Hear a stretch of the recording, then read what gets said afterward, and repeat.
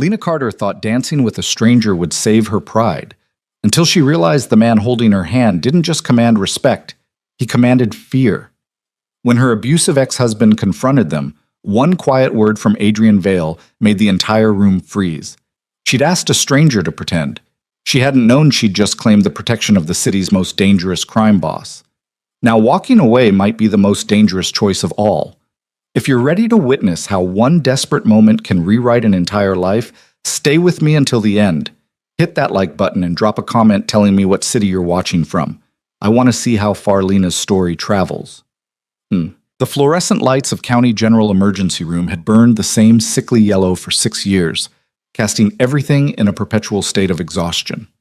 Lena Carter moved through the chaos with practiced efficiency: a heroin overdose in Bay 3, a construction accident in Bay 7, a child with a fever that wouldn't break in pediatrics.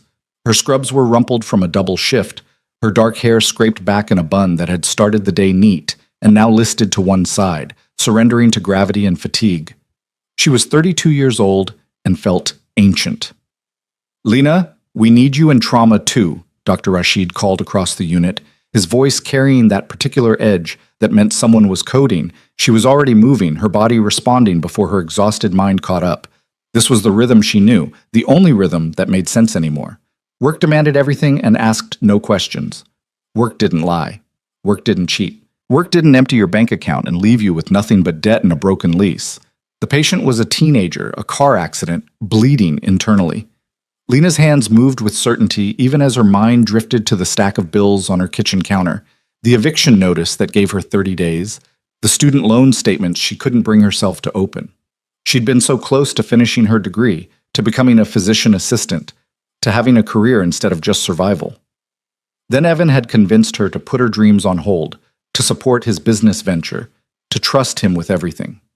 That trust had cost her $60,000 and 3 years of her life. "We've got a pulse," Dr. Rashid announced, and the team exhaled collectively. Lena stepped back, peeling off her gloves, her hands trembling slightly. Not from the trauma. She'd seen worse, done worse, saved people who had no business surviving. The trembling came from somewhere deeper, from the hollow place where her future used to live. "You look like hell," Marianne said, appearing at her elbow with a protein bar and the blunt affection of a friend who'd watched Lena's marriage disintegrate in real time. "When's the last time you ate?" "Yesterday, maybe." Lena accepted the bar without enthusiasm. "I picked up another shift next week. Thompson's covering for Rodriguez." "You're working yourself into the ground."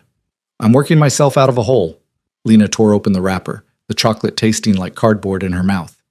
$60,000 doesn't pay itself back. Marianne's expression softened with the particular pity Lena had come to hate. "You know Evan's the one who should be paying. He's the one who... He's judgment-proof." The legal term tasted bitter. "No assets, no wages to garnish. The lawyer said I could spend another $10,000 trying to collect, or I could accept reality." Lena forced herself to take another bite. Reality's cheaper. Reality shouldn't mean working yourself to death. But what else did she have? The apartment she was losing had never felt like home. Evan's taste, Evan's furniture, Evan's carefully constructed image of success that had all been smoke and mirrors. Her friends had slowly faded during the marriage, tired of watching her make excuses for him, tired of loans that never got repaid, tired of the bruises she insisted came from clumsiness at work. The only thing Evan hadn't managed to take was her nursing license. Everything else, her savings, her credit, her education fund, her sense of self, had been systematically dismantled over 3 years of gaslighting and financial abuse. "Go home," Dr. Rashid said, appearing with patient charts and the authoritative kindness that made him an excellent attending. "You've been here 14 hours. We'll call if we need you." Home. The word felt foreign. The apartment that wasn't hers anymore, in a building where the landlord had already shown the unit to 3 prospective tenants. She'd spent her lunch break calling cheaper places, each one smaller and further from the hospital, each one requiring a security deposit she didn't have. Lena changed in the staff locker room, trading scrubs for jeans and a sweater that had seen better days. In the mirror, a stranger looked back, dark circles under green eyes, cheekbones too sharp from skipped meals, the particular exhaustion that came from running on empty for too long. She was so tired of being tired. The October air hit her face as she exited the hospital, crisp enough to wake her slightly. Her car was in the shop, another expense she couldn't afford, so she walked to the bus stop, pulling her jacket tighter against the chill. The city moved around her with Friday night energy, people heading to bars and restaurants, to lives that included laughter and leisure, to futures that hadn't been stolen by someone who'd promised to love them. The bus was late.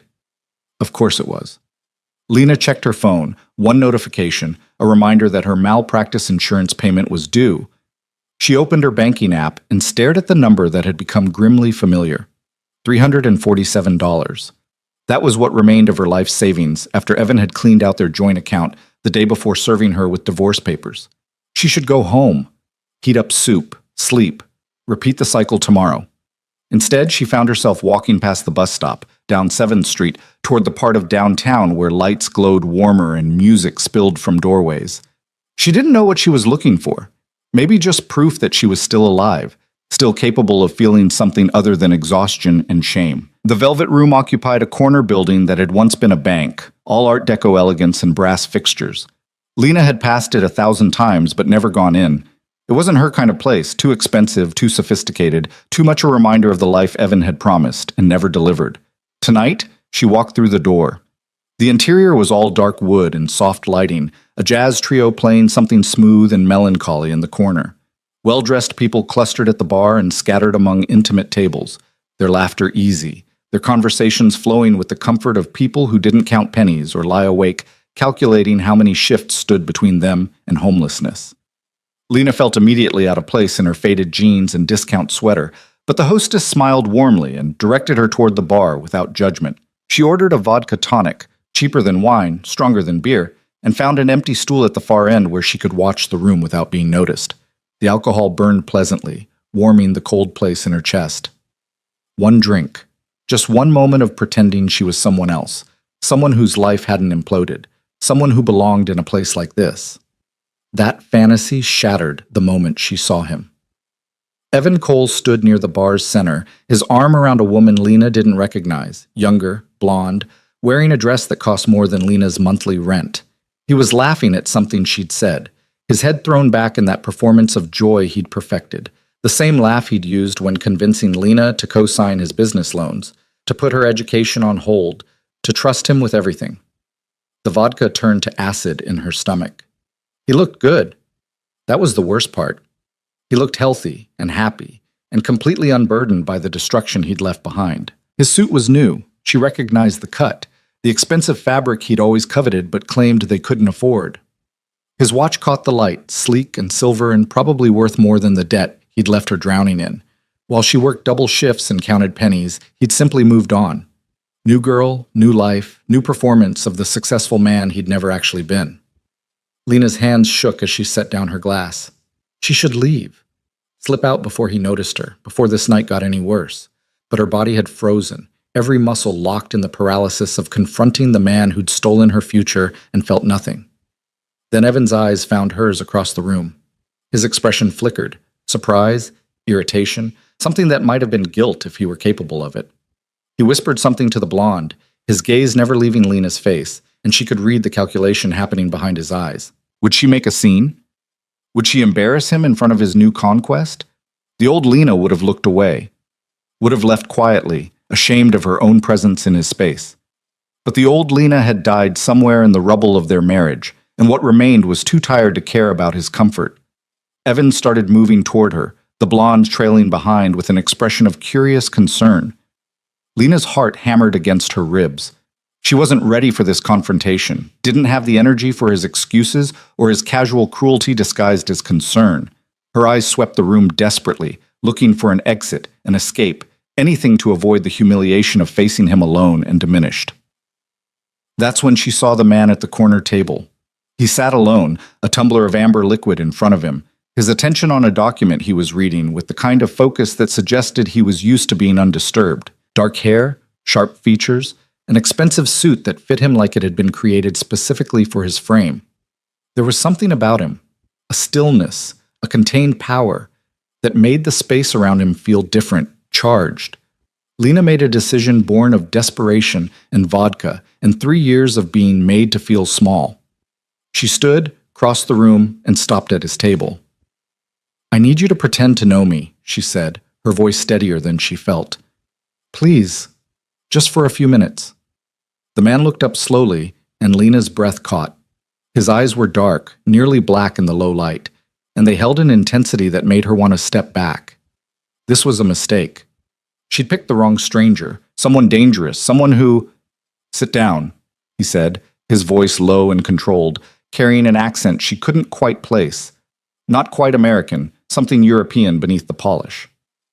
Lena sat before her courage failed entirely. Thank you, I just need— My ex-husband is here and he's coming over and I can't— The words tumbled out in a rush, desperate and unfiltered. The man's gaze moved past her, tracking something across the room with the focused attention of a predator identifying prey. When his eyes returned to her face, there was a question in them, sharp and assessing. You want me to make him think you've moved on, he said. It wasn't a question. Yes, I know it's pathetic. I know it doesn't matter, but Lena? Evan's voice, false warmth dripping from every syllable. Wow, what a coincidence. I didn't expect to see you here. The stranger's expression didn't change, but something shifted in the air around him. He stood with a fluid grace that suggested coiled strength, moving to stand beside Lena with a proximity that felt both protective and possessive. Evan, Lena managed, proud that her voice didn't shake. This is Adrian Vale, the man said, extending his hand with the casual authority of someone used to being recognized. I don't believe we've met. Evan's smile faltered as he shook Adrian's hand, and Lena watched something pass between the two men, some wordless assessment that lasted only seconds but felt weighted with significance. Evan Cole, her ex-husband said, recovering his composure with the ease of a practiced liar. Lena and I were married. I hope she's told you all about me. The statement carried a threat disguised as charm, a warning to Lena not to speak badly of him, wrapped in friendly concern. She's mentioned you, Adrian said, his tone neutral but his eyes hard. Though perhaps not in the way you'd hope. The blonde appeared at Evan's elbow, her curiosity poorly disguised. Evan? Is everything okay? Everything's fine, Brittany, Evan said, his smile tightening. Just running into my ex-wife. Lena, this is Brittany Chen. We've been seeing each other for a few months now. Of course they had. Probably starting before the divorce was finalized, maybe before it was even filed. Lena felt the familiar shame rising, the old pattern of making herself smaller to accommodate Evan's comfort. Adrian's hand found the small of her back, warm and steady through the thin fabric of her sweater. How fortunate for you, Adrian said to Evan, though his attention remained on Lena. Though I can't imagine what would possess someone to walk away from something valuable. His thumb moved in a small circle against her spine, the gesture intimate and claiming. Their loss becomes someone else's gain. Lena's breath caught. This stranger, this man who didn't know her, owed her nothing, was defending her with a casualness that suggested he found Evan beneath his notice. Evan's face hardened. Lena and I had our problems. I'm sure she's told you her version of events. I don't need her version, Adrian said, his voice dropping several degrees. I can see everything I need to know. And what's that supposed to mean? It means, Adrian said, his hand still steady against Lena's back, that a man who damages what he claims to love is a man who understands neither love nor value. Now, if you'll excuse us, you're interrupting our evening. The dismissal was absolute. Evan's face flushed red, his jaw clenching in that way Lena remembered from their worst fights. The moments before his voice would rise, before his hands would curl into fists, before she'd learned to make herself very quiet and very small. But here, in this public space with this stranger's protection, Evan's anger had nowhere to go. Brittany was watching. Other patrons had turned to observe the confrontation. Whatever control Evan had wielded over Lena in private had no power here. This isn't over, Evan said, the threat barely veiled. Yes, Adrian said quietly. It is. Something in his tone made Evan step back. Lena watched her ex-husband's face cycle through emotions, anger, calculation, uncertainty. For the first time since she'd known him, Evan looked genuinely afraid. He turned without another word, Brittany hurrying after him with questions Lena couldn't hear. They left the bar entirely, Evan's retreat so complete that Lena almost couldn't believe it had happened. She'd expected to feel triumphant. Instead, she felt hollowed out, shaking with adrenaline and relief and delayed terror. Breathe, Adrian said, guiding her back to his table, into the chair beside his own. You're safe. I don't even know you, Lena said, the absurdity of the situation finally catching up to her. You could be anyone. I saw him with her, looking so happy, and I couldn't. You couldn't let him win, Adrian finished. I understand. He signaled the bartender with a subtle gesture, and moments later, a glass of water appeared at Lena's elbow, alongside her abandoned vodka tonic. Adrian waited while she drank, his patience absolute, his attention never wavering. I'm sorry, Lena said finally. That was inappropriate. I shouldn't have involved you in my mess. You asked for help. I provided it. Adrian's expression remained unreadable. Though I suspect you have questions about why a stranger would intervene so completely in a situation that was none of his concern. The thought crossed my mind. Perhaps I don't like bullies, Adrian said, or perhaps I recognize something in you that deserved defending. He lifted his glass, the amber liquid catching the light. Or perhaps I was bored, and your ex-husband's arrogance offended my evening. Despite everything, Lena felt a smile tug at her lips. Any of those would be better than the truth, which is that I'm a desperate woman who accosted a stranger because she couldn't face her ex-husband alone. That's one interpretation, Adrian agreed. Another would be that you're a woman who recognized an opportunity and had the courage to seize it, despite fear and uncertainty. His eyes met hers, steady and assessing. Most people lack that particular form of bravery. Most people don't work in emergency medicine. You learn to make quick decisions when someone's life depends on it. You're a doctor? A nurse, working toward my PA license. The admission came easier than expected. Or I was, before. She gestured vaguely, encompassing the disaster of her marriage. Before everything fell apart. Adrian nodded slowly, as if she'd confirmed something he'd already suspected. What happened to your education? The question was direct, lacking the false sympathy she'd grown used to from friends and colleagues. Lena found herself answering honestly. My ex-husband convinced me to put it on hold. He had a business opportunity. Real estate development, he said. Something that would make us both rich if I just supported him for a year or two. She laughed, the sound hollow. I co-signed loans, emptied my savings, took on extra shifts to cover living expenses while he built his empire. Then one day I came home to an empty apartment and divorce papers. The business was a failure. The debts were real. And I was left with $60,000 in obligations and no degree to show for it. She waited for judgment, for the inevitable question of how she could have been so stupid, so trusting, so naive. Instead, Adrian said, financial abuse is a particular form of cruelty. It steals not just money, but futures, options, the ability to escape. He spoke with the certainty of someone who understood power dynamics intimately. Your ex-husband is a coward who targeted your trust and weaponized your love. That's not a reflection of your intelligence. It's a reflection of his character. Lena felt something crack in her chest, some walls she'd built to keep the shame contained. Everyone thinks I should have known better, that I should have seen the signs, protected myself, not been so... Everyone who hasn't experienced manipulation doesn't understand how it works, Adrian interrupted. Predators are skilled at identifying and exploiting vulnerabilities. You're not weak for having been targeted. You're strong for having survived. The words settled over her like a blanket, warm and unexpected. This stranger, this man whose name she barely knew, had defended her more completely in 10 minutes than anyone had in 3 years. Why are you being so kind to me? Lena asked, genuine confusion coloring her voice. You don't know me. I interrupted your evening, involved you in drama that wasn't your problem. Perhaps I see value in defending people who deserve it, Adrian said. Or perhaps, he paused, something almost like amusement crossing his features.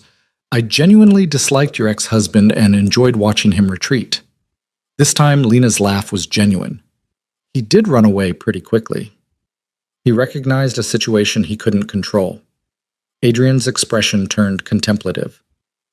Men like Evan Cole are accustomed to wielding power over people who can't fight back. When confronted with someone who refuses to be intimidated, they crumble. You're not exactly a reassuring presence, Lena observed. Even I felt a little afraid when you stood up. Good, Adrian said simply. Fear keeps people honest. It prevents them from making decisions they'll regret. The statement should have alarmed her. Instead, Lena found it oddly comforting. There was something refreshing about Adrian's directness, his lack of pretense. He wasn't trying to reassure her or diminish what had happened. He was simply stating facts. Thank you, Lena said finally, for helping me, for... She gestured helplessly, for everything. You're welcome. Adrian finished his drink, setting the empty glass down with precise care. Though I suspect you're wondering why a stranger would be so effective at intimidation. The thought occurred to me. Let's just say I'm accustomed to difficult conversations and complicated situations. His smile didn't quite reach his eyes. I work in acquisitions and negotiations. People often try to take advantage. I've learned to discourage that behavior. It was a non-answer wrapped in corporate language, but Lena didn't push. Whatever Adrian Vale did for a living, it had given him the kind of presence that made men like Evan Cole back down without a fight. I should go, Lena said, though she didn't particularly want to leave this warm, safe bubble where someone had actually defended her. You've already done more than enough, and I'm sure you have better things to do than babysit a disaster of a woman. You're not a disaster, Adrian said. You're someone rebuilding after destruction. There's a difference. He stood as she did, a gesture of old-fashioned courtesy. Though I would like to ask you something before you go. Lena paused, her jacket half on. What? Would you like to have dinner with me? Tomorrow night, if you're not working. The question landed like a stone in still water, sending ripples through Lena's carefully maintained defenses. You want to take me to dinner? I find you interesting, Adrian said, as if that explained everything. And I suspect there's more to your story than you've told me tonight. I'd like to hear it, if you're willing to share. Lena should say no. This man was a stranger, possibly dangerous, certainly involved in things she didn't understand. She should thank him again and leave and never look back. Instead, she heard herself say, I work until 6 tomorrow. I could meet you after. Adrian's smile was subtle but genuine. I'll send a car for you. Where should it collect you? County General Hospital, the emergency entrance. He produced a phone from his jacket pocket, sleek and expensive, and made a note. 7 o'clock. Dress comfortably, somewhere quiet, not formal. You're very confident I'll actually show up, Lena observed. You came to me for help when you needed it, Adrian said. That suggests you're someone who takes chances when the situation requires it. I'm betting you'll take this one too. He wasn't wrong. Despite every rational thought screaming caution, Lena wanted to see him again, wanted to understand the man who defended her without hesitation, who spoke of her ex-husband's cruelty with such casual certainty. 7 o'clock, she agreed, though I reserve the right to change my mind. Of course. Adrian extended his hand and Lena took it, feeling the strength in his grip, the controlled power that suggested he was used to being obeyed. Until tomorrow, Lena. She left the velvet room with her head spinning, the October air sharp against her flushed cheeks. The bus stop was only a block away, but she walked slowly, trying to process what had just happened. A stranger had defended her, had seen value in her when she could barely see it in herself, had looked at her, exhausted, broke, dressed in discount clothes, and decided she was worth his time. It was probably stupid to meet him again. He could be anyone, a player, a manipulator, someone who collected vulnerable women and discarded them like Evan had. The smart choice would be to ghost him, to disappear before she got in over her head again. But Lena was tired of smart choices that kept her safe and small, tired of letting fear make her decisions, tired of the voice in her head that sounded suspiciously like Evan, telling her she wasn't worth defending, wasn't worth pursuing, wasn't worth anything at all. Adrian Vale had looked at her and seen something different. Maybe he was lying, maybe this would blow up in her face, or maybe, just maybe, this was the universe offering her a chance to stop running and start fighting back. Her phone buzzed as she reached the bus stop. An unknown number, a text message. This is Adrian, so you have my contact information. If you change your mind about tomorrow, let me know. Either way, you're not alone anymore. Lena stared at the message, her throat tight. When was the last time someone had said that to her? When was the last time she'd felt anything other than desperately, crushingly alone? She saved the number and typed a response. I'll be there. The bus arrived in a hiss of brakes and diesel fumes. Lena climbed aboard, finding a seat by the window, watching the city blur past. Somewhere in the distance, Evan was probably already spinning tonight's encounter into a story that made him the victim, that painted Lena as crazy or desperate or vindictive. Let him. For the first time in 3 years, his opinion didn't matter. Adrian Vale, whoever he really was, whatever he really wanted, had given her something she'd forgotten she could feel. Hope. The apartment she returned to was still too empty, the eviction notice still taped to her door, the bills still waiting on the counter. Nothing about her external circumstances had changed, but something inside her had shifted. Some small, stubborn part of her that refused to stay broken had lifted its head and decided to fight. Tomorrow, she'd meet a stranger for dinner. She'd take a risk on someone who might hurt her, or help her, or simply be another lesson in the long education of her 30s. Tonight, she'd sleep better than she had in months. Because for the first time since her world had collapsed, Lena Carter had remembered something crucial. She was still here, still breathing, still capable of courage. And that, she was learning, was its own form of power. The black sedan arrived at County General at exactly 7 o'clock, idling at the emergency entrance with the quiet confidence of a vehicle that had never waited for street parking. Lena spotted it from the staff entrance, her heart doing an uncomfortable flip in her chest. She'd half convinced herself that Adrian would forget, that last night had been some fever dream brought on by exhaustion and vodka, that men like him didn't actually follow through on promises made to women like her. The driver emerged as she approached, a man in his 50s with silver hair and the posture of former military. He opened the rear door without speaking, his expression professionally neutral. "Miss Carter?" he asked, though his tone suggested he already knew the answer. "That's me?" Lena smoothed down her dress. The only one she owned that wasn't scrubs or worn denim, a simple navy sheath she'd bought for a job interview 2 years ago. She'd agonized over what to wear, changing 3 times before settling on something that felt like armor disguised as femininity. The interior of the sedan smelled like leather and subtle cologne. Classical music played softly through speakers she couldn't see. This wasn't an Uber or a taxi. This was the kind of car that came with drivers who knew not to ask questions.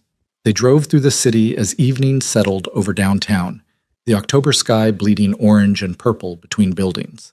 Lena watched the familiar streets give way to neighborhoods she'd only seen from bus windows.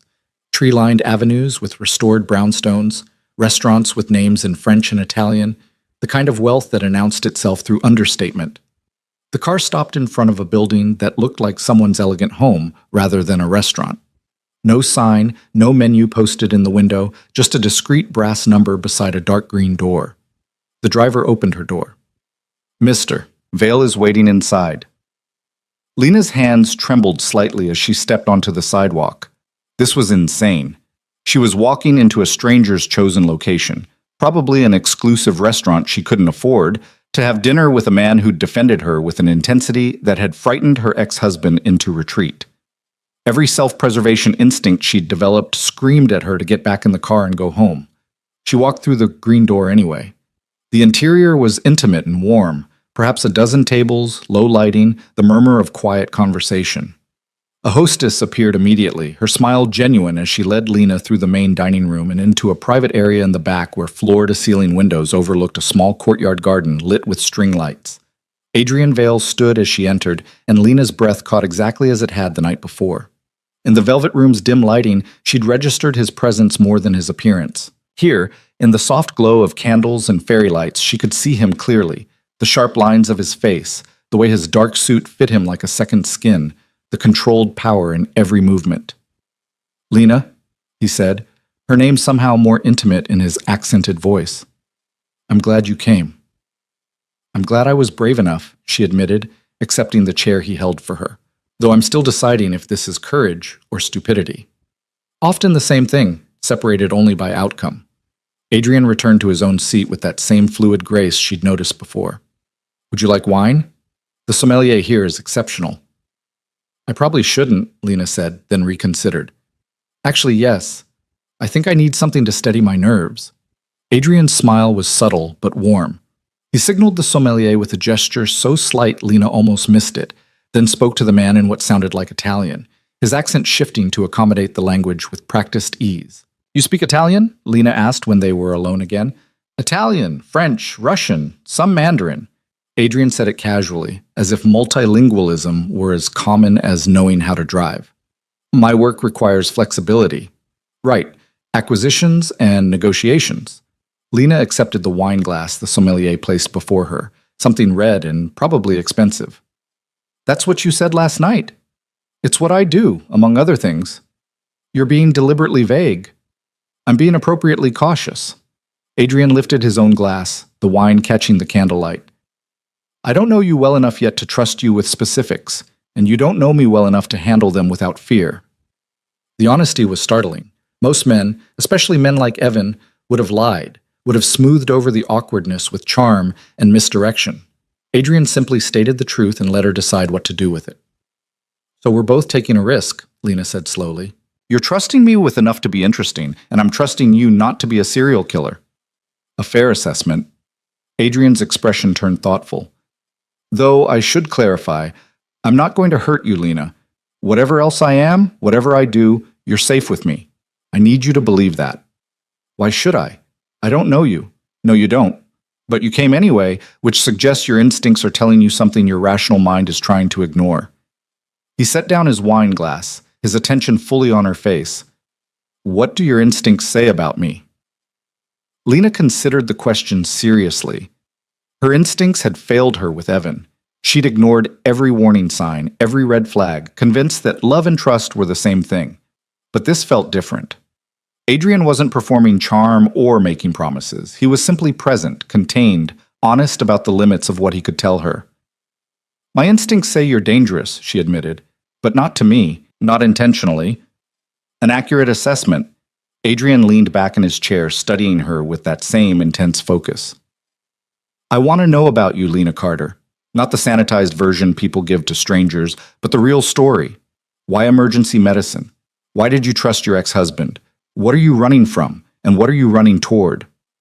The questions were invasive, personal, exactly the kind of thing Lena usually deflected with humor or vague generalities, but something about Adrian's directness invited honesty in return. I went into nursing because I wanted to fix things, she said, surprised by her own candor. My mother died of cancer when I was 16, pancreatic, very aggressive. I watched her deteriorate in a hospital where the nurses were overworked and the doctors were dismissive. I thought if I could become someone who actually cared, who actually paid attention, I could prevent other families from feeling that helpless. Adrian nodded, his expression neutral, but his attention absolute. I met Evan during my first year of nursing school. He was charming, ambitious, everything my mother would have wanted for me. He made me feel seen, special, like I was the most important person in his world. Lena took a sip of wine, letting it burn away some of the bitterness. I was so desperate to be loved after losing her that I didn't notice how he controlled every decision, every friendship, every dollar. By the time I realized what was happening, I was too ashamed to ask for help and too broke to leave. Financial abuse is a cage made of numbers, Adrian said quietly. Very effective. Very cruel. You sound like you've seen it before. I've seen many forms of control. Money is one of the cleanest weapons, legal, socially acceptable, nearly impossible to prove.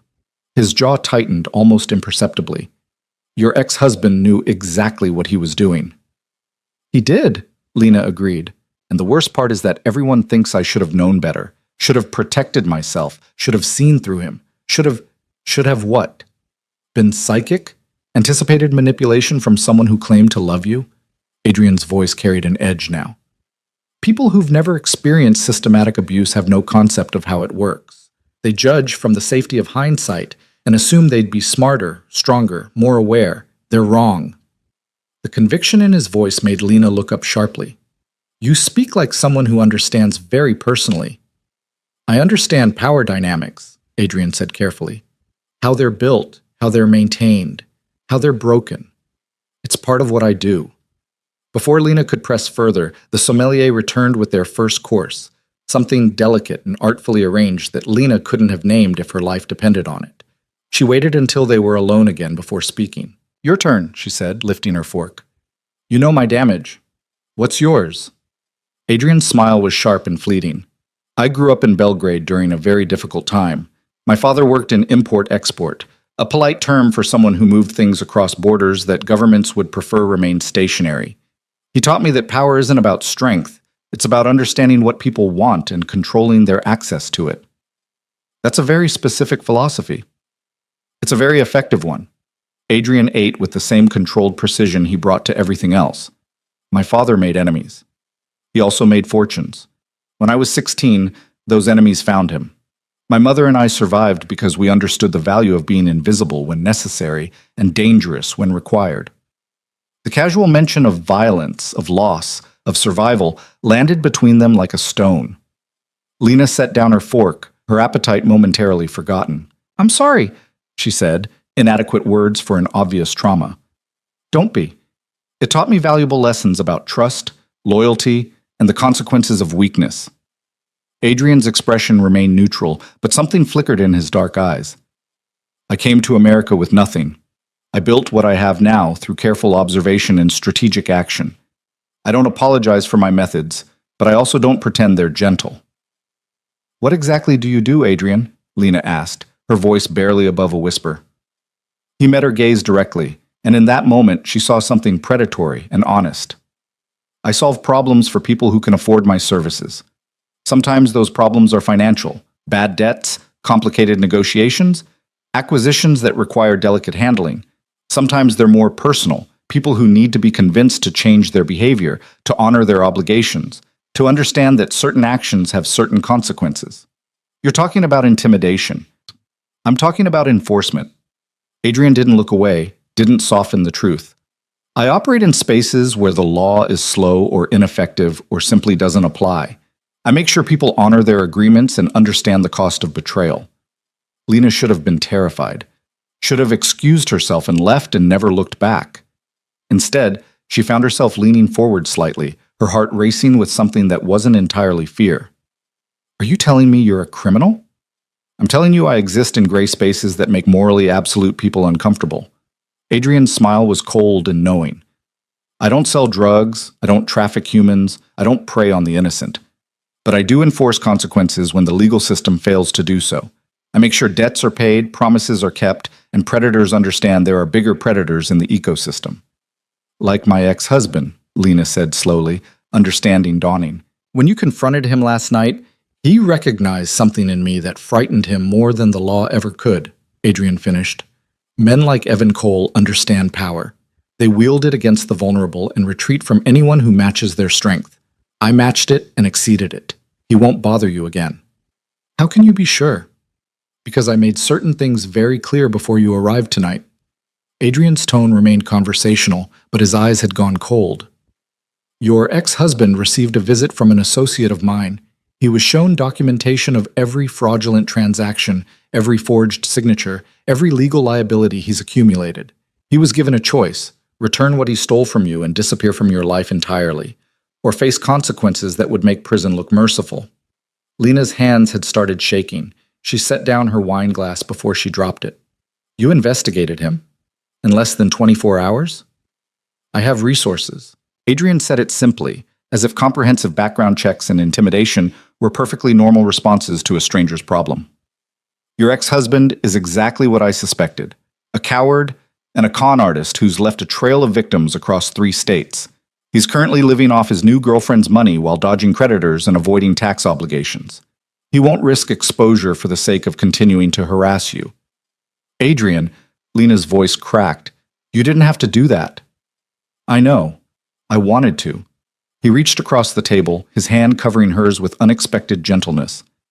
You asked a stranger for help, and I have the means to provide it. Consider it a gesture of good faith. Good faith toward what?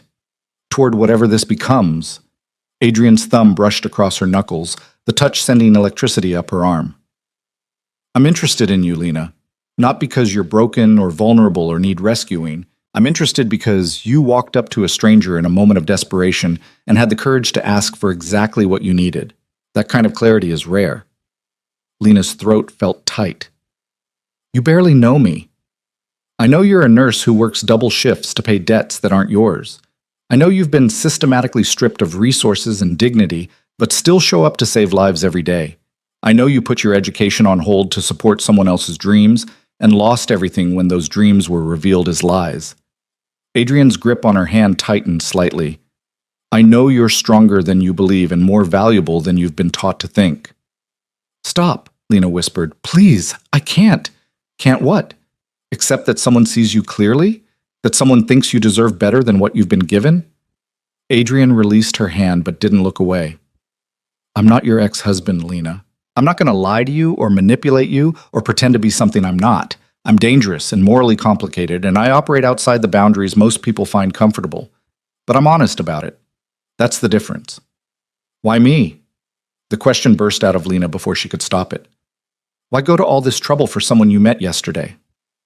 Adrian was quiet for a long moment, his expression thoughtful. When he spoke, his voice carried a weight that suggested he was revealing something true and vulnerable. Because when I looked at you last night, I saw someone who'd been diminished by people who should have protected her, but who hadn't let that diminishment define her. You were terrified and desperate, but you still had enough fight left to take a chance on a stranger. That kind of resilience is worth defending. The sommelier returned to clear their plates, giving Lena a moment to process Adrian's words. Around them, the restaurant hummed with quiet conversation, completely unaware of the intensity happening in this private corner. I don't know what to do with this, Lena admitted when they were alone again. With you. Last night I thought you were just being kind. Now I'm learning you're… what, exactly? A vigilante? A crime boss? Some kind of mercenary for hire? All of those things, depending on who's asking. Adrian's smile was sardonic. I prefer to think of myself as someone who maintains balance in situations where the official systems have failed. Your ex-husband should have been held accountable for his fraud. The legal system would take years and cost you money you don't have. I provided a more efficient solution. By threatening him. By showing him the natural consequences of his actions. Adrian leaned back in his chair, his posture relaxed, but his eyes alert. I gave him a choice. He chose self-preservation over continued harassment. That's not a threat. That's information and incentive properly applied. You're splitting hairs. I'm being precise. Adrian's expression turned serious. I need you to understand something, Lena. I'm giving you complete honesty about who I am and what I do because I want you to make an informed choice about whether to continue seeing me. I'm not going to lie or soften the truth to make myself more palatable. If you decide this is too much, too dangerous, too morally complicated, I'll respect that decision and you'll never hear from me again. But you deserve to know what you're getting into. Lena stared at him, her mind racing. 24 hours ago, she'd been drowning in debt and despair, too exhausted to imagine a future that didn't involve endless work and slow financial death. Now she was sitting across from a man who'd apparently solved her most immediate problem through methods she couldn't even fully comprehend, asking her to make a choice about a relationship that defied every category she understood. What happens if I say yes? She asked quietly. If I decide I want to keep seeing you, what does that mean? It means you accept me as I am, complicated morality and dangerous profession included.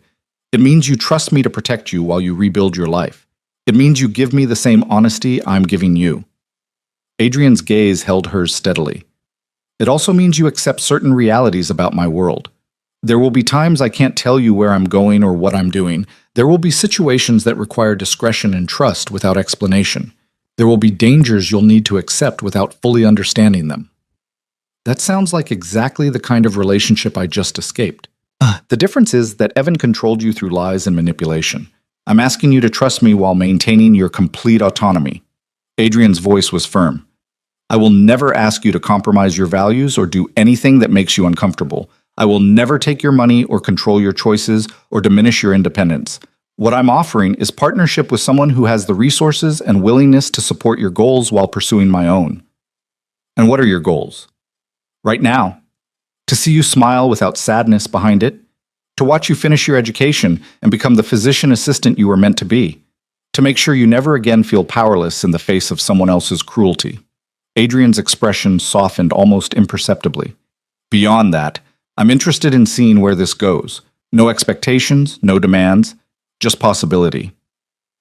Their second course arrived, something with seafood and delicate sauces that Lena barely tasted. Her mind was too busy processing everything Adrian had revealed, trying to reconcile the danger he represented with the careful gentleness he showed her. I should run, she said finally. Every rational thought in my head is screaming at me to thank you politely and never look back. But you're not going to, Adrian said, reading her with unsettling accuracy. No, Lena admitted.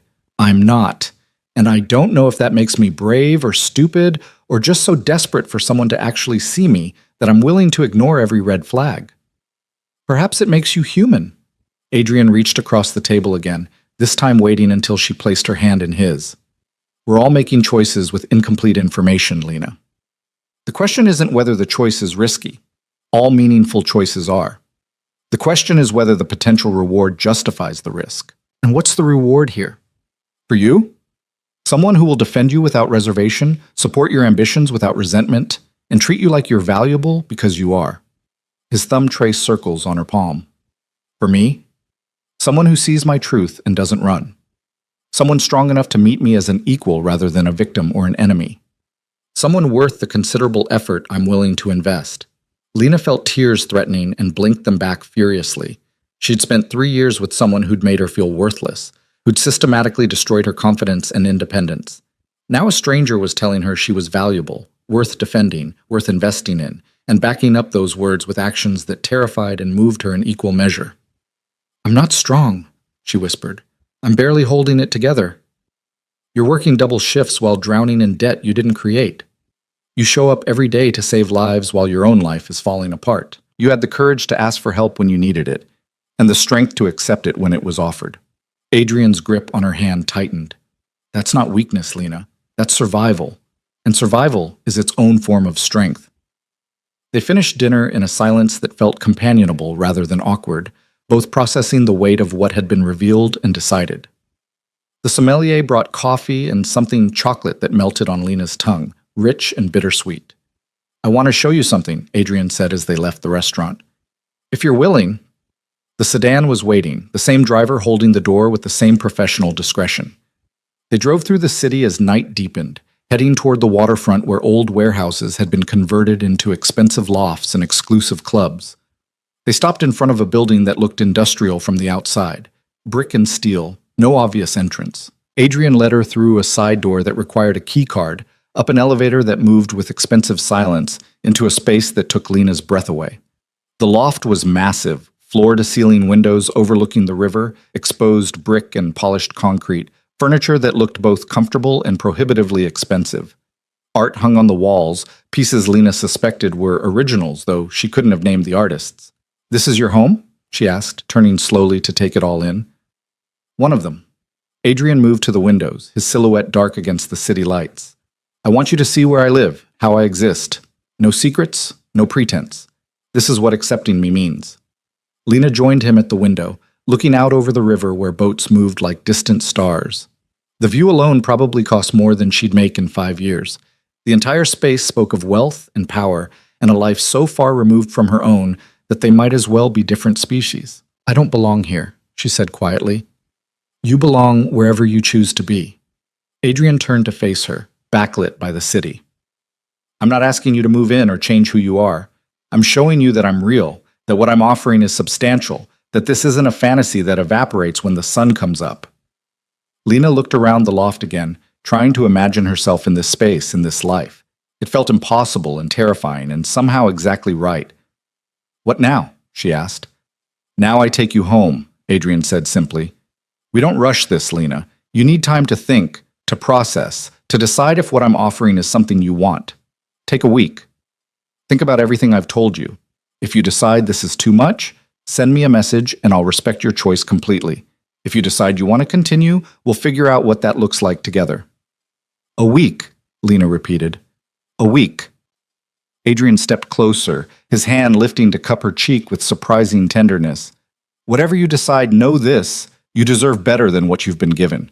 Whether that better includes me or not is your choice to make." He kissed her then, softly and briefly, a gesture that felt more like a promise than a demand. Lena's heart hammered against her ribs as she returned the pressure, tasting wine and possibility and the particular thrill of choosing something dangerous. The drive back to her soon-to-be former apartment felt simultaneously endless and too brief. Lena watched the city pass, her mind replaying every word, every revelation, every moment of the evening. Adrian sat beside her in comfortable silence, not pushing, not demanding, simply present. The sedan stopped in front of her building with its peeling paint and flickering security light. The contrast between Adrian's world and hers couldn't have been starker. "Thank you," Lena said, her hand on the door handle. "For dinner. For honesty. For everything." "You're welcome." Adrian's expression was unreadable in the dim light. "1 week, Lena. Think carefully." She walked into her building without looking back, climbed the stairs to her floor, let herself into the apartment that still didn't feel like home. The eviction notice was gone from the door. She'd taken it down this morning, a small gesture of defiance against inevitability. Her phone buzzed as she changed into comfortable clothes. A text from an unknown number, though she knew exactly who it was. "Check your bank account." Lena's hands shook as she opened her banking app. The number that appeared made no sense. She closed the app and opened it again, convinced there'd been an error. $60,000. The exact amount Evan had stolen. Another text. This isn't charity. Consider it a loan, interest-free, payable whenever you're able. I told you, I solve problems. Sleep well, Lena. She sat on her threadbare couch, staring at the number that represented her freedom, her education, her future. Adrian Vale had known her for 36 hours and had just given her back everything Evan had taken, with no strings attached, no demands for repayment, nothing but trust that she'd honor the debt when she could. This was insane.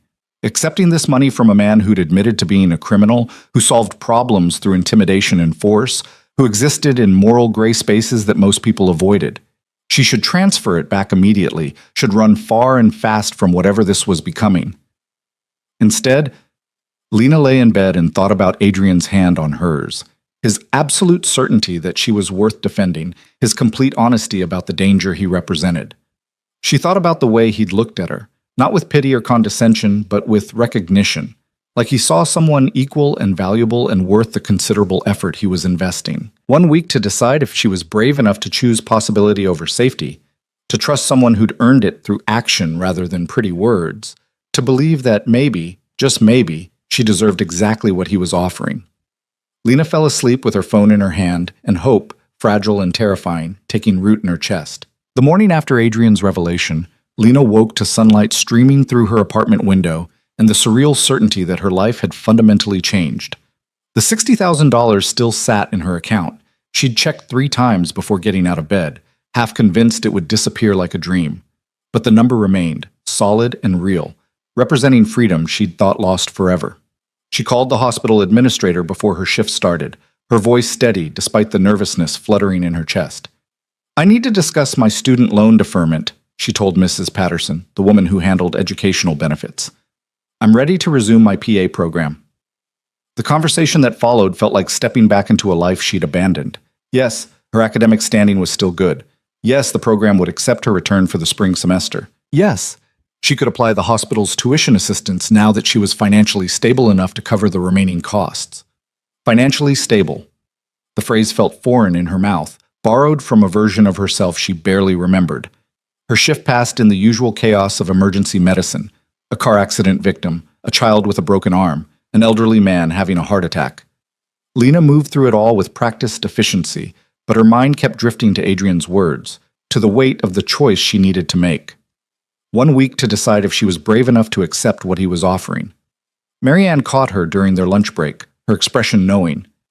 You look different. Different how? Lena asked, picking at a sandwich she'd actually remembered to bring from home. Less exhausted. More, I don't know, alive? Marianne studied her with the attention of someone who'd watched Lena deteriorate for 3 years. Something happened. Good something, judging by your face. Lena considered lying, then decided against it. Marianne had earned honesty through unwavering friendship during the worst of the divorce. I met someone, she admitted quietly. It's complicated and probably insane, but he's different. Different good or different concerning? Marianne's tone carried the protective edge of a true friend. Both, maybe. Lena set down her sandwich, appetite forgotten. He helped me with something important, made a problem disappear that I thought would haunt me forever. The Evan problem? Among others. Marianne's eyes narrowed. Lena, please tell me you didn't get involved with someone dangerous just to escape your ex-husband. I didn't plan to get involved with anyone, Lena said, which was true enough. It just happened. And yes, he's probably dangerous, but not to me. He's been nothing but honest about who he is and what he does. And what does he do? Lena hesitated, then opted for the sanitized version. Business consulting, high-stakes negotiations. He works with people who have complicated problems. It wasn't exactly a lie. Adrian had been clear about solving problems for clients who could afford his services. The fact that those solutions sometimes involved intimidation and enforcement of consequences was simply a detail she was choosing not to share. You're being vague, Marianne observed, which means you know I'd tell you to run if you gave me specifics. Probably, Lena admitted, but I'm not running. I'm thinking about it, weighing options, making an informed choice. Just be careful, Marianne said, her worry evident. "You've been through hell with Evan. I don't want to see you jump into something that hurts you worse." "I don't think he will," Lena said, surprised by her own certainty. "Hurt me, I mean. He's been more honest in 2 days than Evan was in 3 years." She didn't mention the money. Didn't mention Adrian's confession about his work or the way he'd looked at her like she was valuable. Some things felt too fragile to expose to outside judgment, too new to withstand the well-meaning concern of people who hadn't been there. The rest of her shift passed in a blur of patience and paperwork. When Lena finally clocked out at 11 p.m., exhaustion pulling at her bones, she found a text waiting from Adrian. "How was your day?" The normalcy of the question made her smile. No pressure, no demands for a decision, just simple interest in her life. "Long but good," she typed back. "Resume my PA program, starting spring semester." His response came immediately. "Congratulations. That's significant progress." "Thanks to you," Lena wrote, then hesitated before adding, "I don't know how to thank you properly for what you did." "You don't need to thank me. Just succeed. That's payment enough." Lena stared at the message, her throat tight. When was the last time someone had invested in her success without expecting something in return? When had anyone looked at her potential and simply supported it? She fell asleep thinking about Adrian's hands, careful and controlled, and the way he'd kissed her like she was something precious. The week Adrian had requested passed in a strange suspension of normal time. Lena worked her shifts, studied the PA program materials she had neglected for 2 years, and searched for a new apartment with the knowledge that she could actually afford deposits and first month's rent. She visited 3 places that didn't make her soul ache. Small but clean, in safe neighborhoods, close enough to the hospital that her commute wouldn't destroy her. Adrian texted occasionally, never pushing, never demanding updates on her decision, just small check-ins that felt comforting rather than invasive. "Did you eat today? How's the apartment search? Remember to sleep." On the 4th day, Lena received a registered letter from Evan's attorney. Inside was a cashier's check for $60,000 and a signed release of all claims against her. The accompanying letter was brief and professional, stating that Mr. Cole wished to resolve all outstanding obligations and requested no further contact. Lena sat on her couch holding the check, her hands shaking. Adrian had done this, had somehow convinced or coerced or frightened Evan into returning money she'd written off as permanently lost. The check represented justice she'd thought impossible, consequences for behavior the legal system had ignored. She should have been disturbed by the methods Adrian had used, should have been frightened by the implications of his power and reach. Instead, she felt safe for the first time in years. That evening, she deposited Evan's check and immediately transferred $60,000 back to Adrian with a message, "Loan repaid with gratitude. Thank you for believing I deserve justice." His response came an hour later. "Keep it. Consider the loan forgiven. You'll need resources for school and living expenses while you transition. Don't argue with me about this." Lena stared at the message, torn between gratitude and the uncomfortable feeling of owing someone more than she could repay. But arguing felt pointless. Adrian had already demonstrated that when he made a decision, he followed through with absolute certainty. "You're impossible," she wrote back. "I'm practical. There's a difference. Have you made your decision?" Lena's heart hammered against her ribs. She'd been circling this question for days, weighing risks against rewards, fear against possibility. Every rational thought screamed caution. Every instinct that had kept her alive through 3 years of Evan's manipulation warned her that accepting Adrian meant stepping into a world she didn't understand, with rules she couldn't predict. But those same instincts also recognized something true in Adrian's attention, something solid in his promises, something worth the considerable risk he represented. "Yes," she typed, then deleted it. Tried again. "I want to see you," then deleted that too. Finally, she settled on honesty. "I'm terrified and excited and completely out of my depth, but yes, I want to continue this, whatever this is." "Whatever this becomes," Adrian corrected. "I'll send a car Saturday evening, dress casually. We're doing something normal." Normal. The word felt absurd applied to anything involving Adrian Vale, but Lena found herself looking forward to Saturday with an anticipation that felt dangerously close to hope. Saturday arrived with unseasonable warmth, October showing off with golden light and the smell of fallen leaves. Lena changed clothes 3 times before settling on jeans and a soft sweater, her hair loose around her shoulders, minimal makeup, because she'd never been good at the elaborate kind anyway. The car arrived precisely at 6. The same driver, the same professional courtesy, but this time Lena felt less like an imposter and more like someone who belonged in this strange new world she'd chosen. They didn't drive to an exclusive restaurant or Adrian's intimidating loft. Instead, the car stopped at a small Italian place in Little Italy, the kind of family-owned restaurant where regulars were greeted by name and the smell of garlic and tomatoes spilled onto the sidewalk. Adrian waited outside, dressed in dark jeans and a charcoal sweater that made him look less like a crime boss and more like someone she might have met at a coffee shop. The transformation was startling. He looked approachable, almost ordinary, though his eyes still carried that sharp intelligence that missed nothing. "You came," he said, and something in his voice suggested he genuinely wondered if she would. "I said I would." Lena accepted his offered arm, feeling the strength beneath the soft fabric. "Though I'm curious what normal means to you." "Dinner without discussing my work or your trauma," Adrian said, holding the restaurant door. "Conversation about things that matter but don't weigh quite so heavily.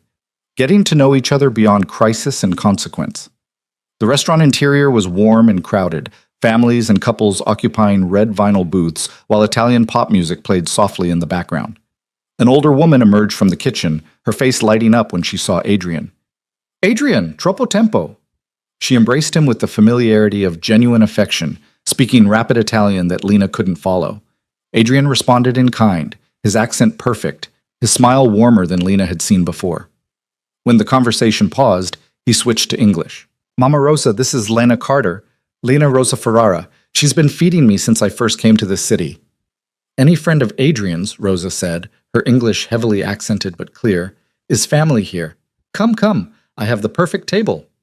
She led them to a corner booth with surprising privacy despite the crowd, then disappeared with promises of things not on the menu. Adrian watched her go with obvious affection. "You come here often?" Lena asked, settling into the booth. "Every week, when I'm in town. Rosa knew my mother. They came from the same region in Italy, became friends when they were both trying to survive in a new country." Adrian's expression softened with memory. "After my mother died, Rosa made sure I didn't forget where I came from. She feeds me and scolds me and reminds me that money doesn't replace family." The glimpse into Adrian's life outside of power and intimidation was startling. Lena had built an image of him as controlled and dangerous, someone who operated purely in strategic terms. Seeing him here, in a place that clearly meant something personal, complicated that image in ways that made him more human and somehow more attractive. "Tell me about your mother," Lena said softly. Adrian was quiet for a moment, his fingers tracing patterns on the table. "She was a pianist, classically trained, incredibly talented. She gave up her career when she married my father, which I think she always regretted. After he died, she tried to rebuild that part of herself, but the years away had been too long. The music industry had changed, and she couldn't compete anymore." "That must have been difficult for her." "It destroyed something in her," Adrian admitted. "She'd sacrificed everything for a man who loved her but also put her in constant danger.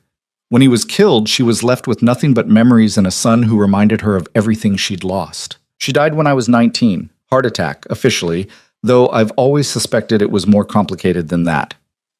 Rosa returned with wine and bread, giving Lena a moment to process Adrian's casual revelation of profound loss. She'd assumed his hardness came purely from his profession, but now she understood it was built on a foundation of grief and survival. "I'm sorry," Lena said when they were alone again. "Losing both parents so young, I can't imagine."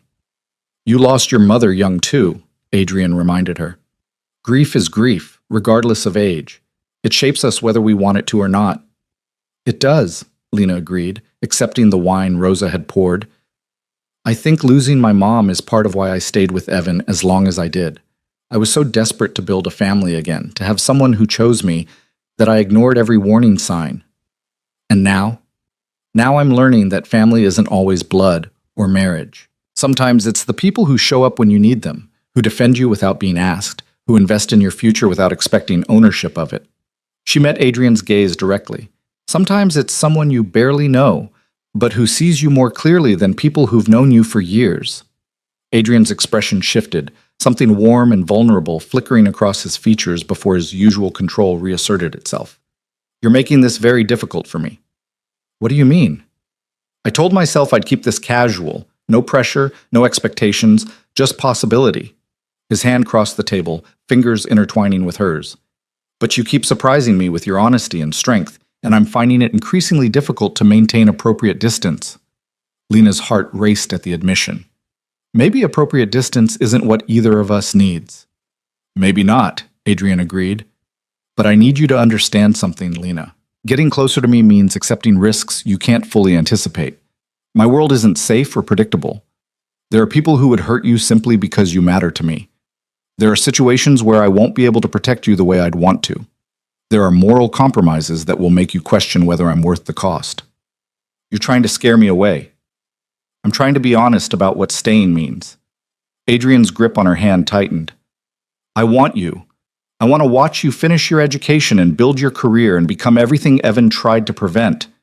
I want to be the person you turn to when things get difficult, the one who celebrates your victories and catches you when you fall.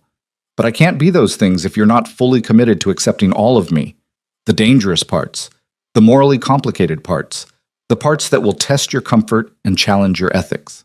Lena studied his face, seeing past the controlled exterior to the uncertainty beneath. Adrian Vale, who commanded fear from men like Evan, who solved problems through intimidation and force, who existed in gray spaces most people avoided, he was asking her to choose him while simultaneously showing her every reason she shouldn't. The honesty was brutal and perfect. I'm not looking for safe, Lena said slowly.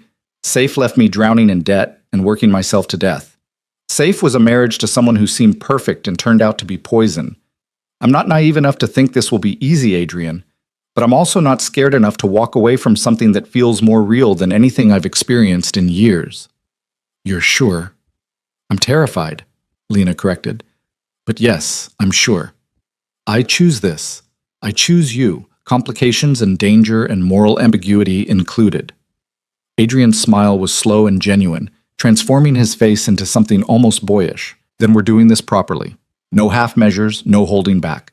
I want you in my life, Lena Carter, fully, completely, with all the mess and risk that entails. Rosa chose that moment to arrive with plates of pasta that smelled like heaven, her timing either impeccable or deliberately orchestrated. She set the food down with knowing looks, then disappeared again with a comment in Italian that made Adrian laugh. What did she say? Lena asked. That it's about time I found someone who looks at me like I'm human instead of useful. Adrian's expression turned wry. She's not wrong. They ate and talked, the conversation flowing easily now that the weight of decision had lifted. Adrian told her about learning English through American movies, about building his business from nothing, about the strange isolation of being powerful but perpetually guarded. Lena shared stories from the ER, the dark humor that kept medical professionals sane, the satisfaction of saving lives, and the grief of losing them. It was normal in a way Lena hadn't experienced with Evan. No performance, no careful management of his ego, just two people learning each other. Adrian asked questions and actually listened to the answers. He remembered details from previous conversations.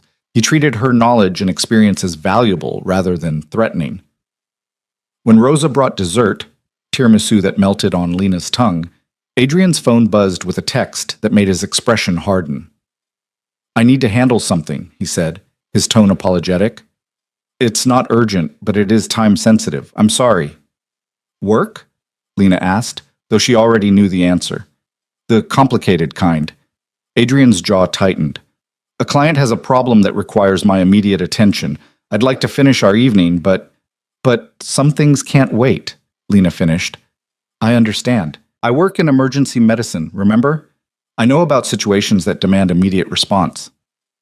Adrian studied her face, searching for judgment or resentment. Finding neither, he visibly relaxed. Most people find my schedule unacceptable.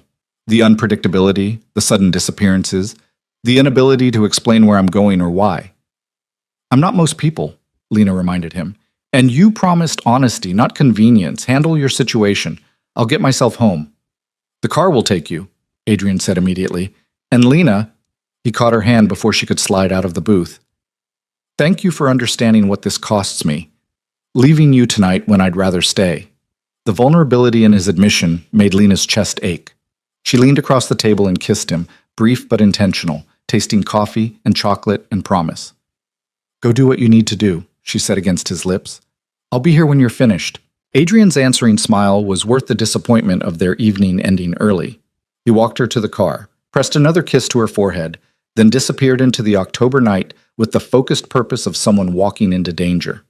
Lena watched him go, her heart full and terrified and absolutely certain she'd made the right choice. The driver took her home in comfortable silence. Lena climbed the stairs to her soon-to-be former apartment, already mentally packing, already imagining the new place she'd chosen, small but hers, paid for with money she'd earned and reclaimed. Her phone buzzed as she was changing into pajamas. Adrian. Situation handled. Client satisfied. Missing you already. Lena smiled at the screen, typing back, Be safe. Talk tomorrow? Tomorrow. Sleep well, Lena. She fell asleep thinking about Adrian's hands and Rosa's knowing looks, and the strange rightness of choosing something dangerous because it felt more honest than anything safe she'd known. The next week unfolded in a rhythm that felt both new and natural. Lena worked her shifts, Adrian handled his mysterious business, and they saw each other when schedules allowed. Sometimes dinner, sometimes just coffee between her shifts and his meetings, always conversation that mattered, always honesty that occasionally hurt but never lied. Lena moved into her new apartment on a Saturday, Marianne helping her transport the meager possessions that had survived her marriage. The place was small but bright, with windows that let in actual sunlight and neighbors who seemed normal rather than hostile. Adrian arrived as they were finishing, his presence somehow making the modest space feel less empty. He'd brought a housewarming gift, a small painting of the Belgrade cityscape, beautiful and obviously expensive. Something to remind you that starting over is possible, he said, hanging it carefully on the wall where morning light would catch it. And that beautiful things can emerge from difficult places. Marianne watched the interaction with barely concealed curiosity, her protective instincts clearly warring with her manners. Adrian handled her scrutiny with perfect courtesy, helping move furniture and charming her with the same controlled warmth he showed Rosa. He's intense, Marianne said later, after Adrian had left to handle another mysterious situation. But he looks at you like you're precious. Just be careful, okay? I don't want to watch you get hurt again. I'm being as careful as possible, while also taking a massive risk, Lena assured her. Which I know sounds contradictory, but it's the best I can do. That night, alone in her new apartment, with boxes still unpacked and the Belgrade painting catching streetlight, Lena felt something shift inside her.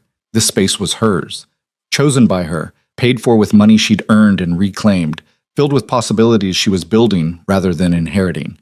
For the first time since her mother's death, Lena felt like she was moving towards something rather than just surviving. Her phone buzzed. Adrian, how does it feel to be home?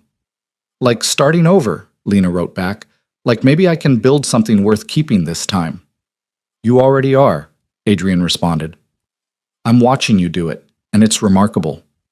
Lena fell asleep in her own space, on sheets she'd chosen, in a life she was actively constructing. The future felt uncertain but possible, dangerous but honest, exactly the kind of risk she was learning to be brave enough to take. Because Adrian Vale had taught her something crucial, that sometimes the most dangerous choice was also the most honest one, and that honesty, however terrifying, was worth the considerable cost. 3 weeks into their relationship, Lena learned exactly what Adrian's world looked like when it turned violent.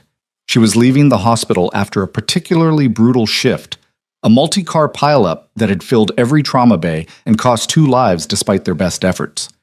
Exhaustion pulled at her bones as she walked toward the staff parking lot, where she'd finally been able to park her repaired car, her mind still replaying the moment they'd called time of death on the teenager who'd been texting while driving.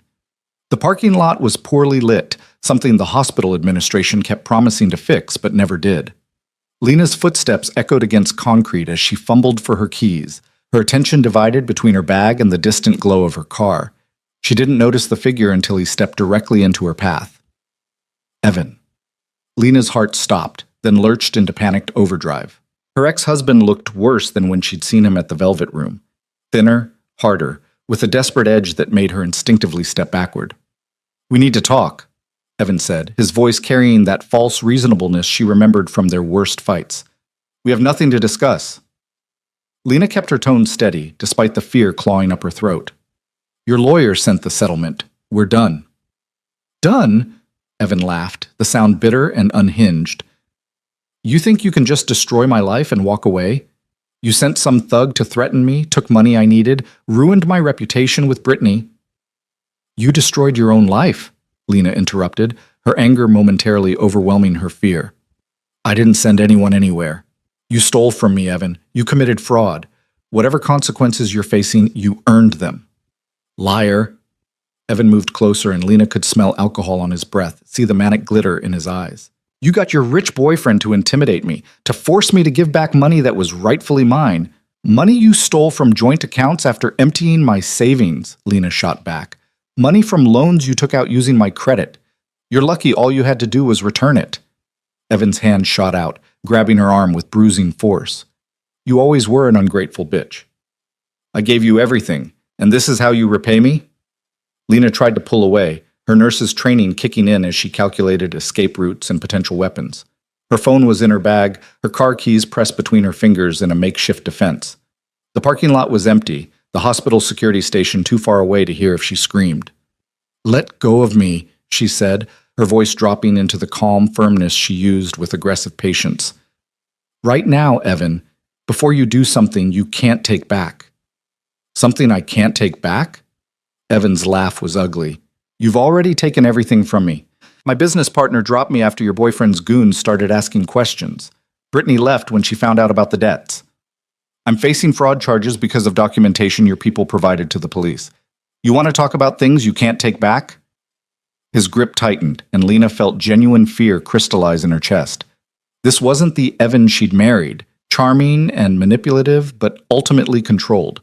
This was someone who'd lost everything and had nothing left to lose, someone whose desperation had crossed into dangerous territory.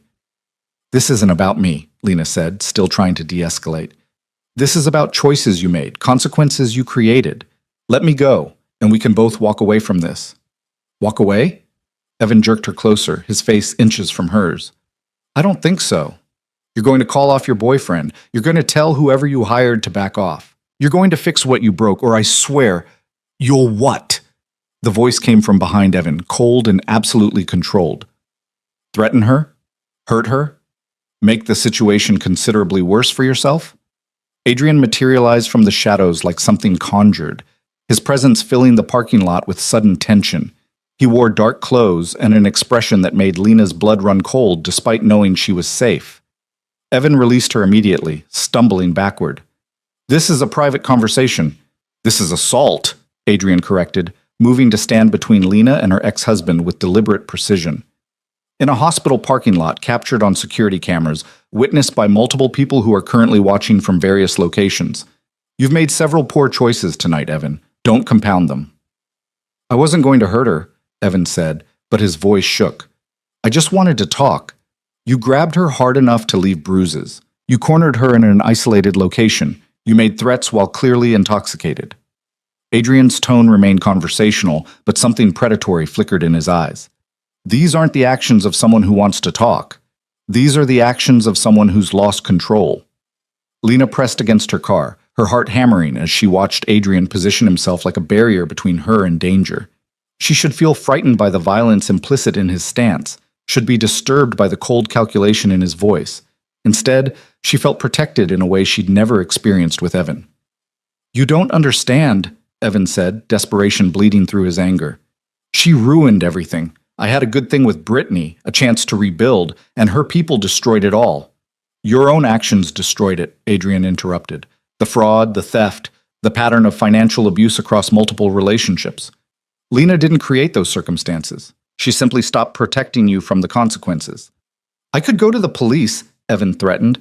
Tell them about your threats, your intimidation, whatever illegal shit you pulled to force me to give back that money. Adrian's smile was sharp and humorless. Please do.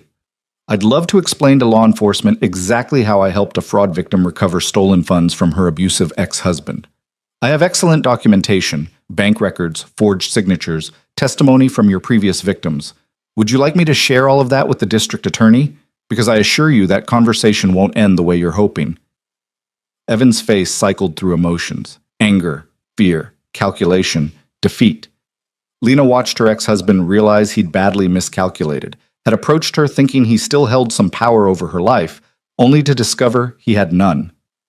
This isn't over, Evan said, the threat hollow now. Yes, Adrian said quietly, and something in his voice made the temperature drop. It is.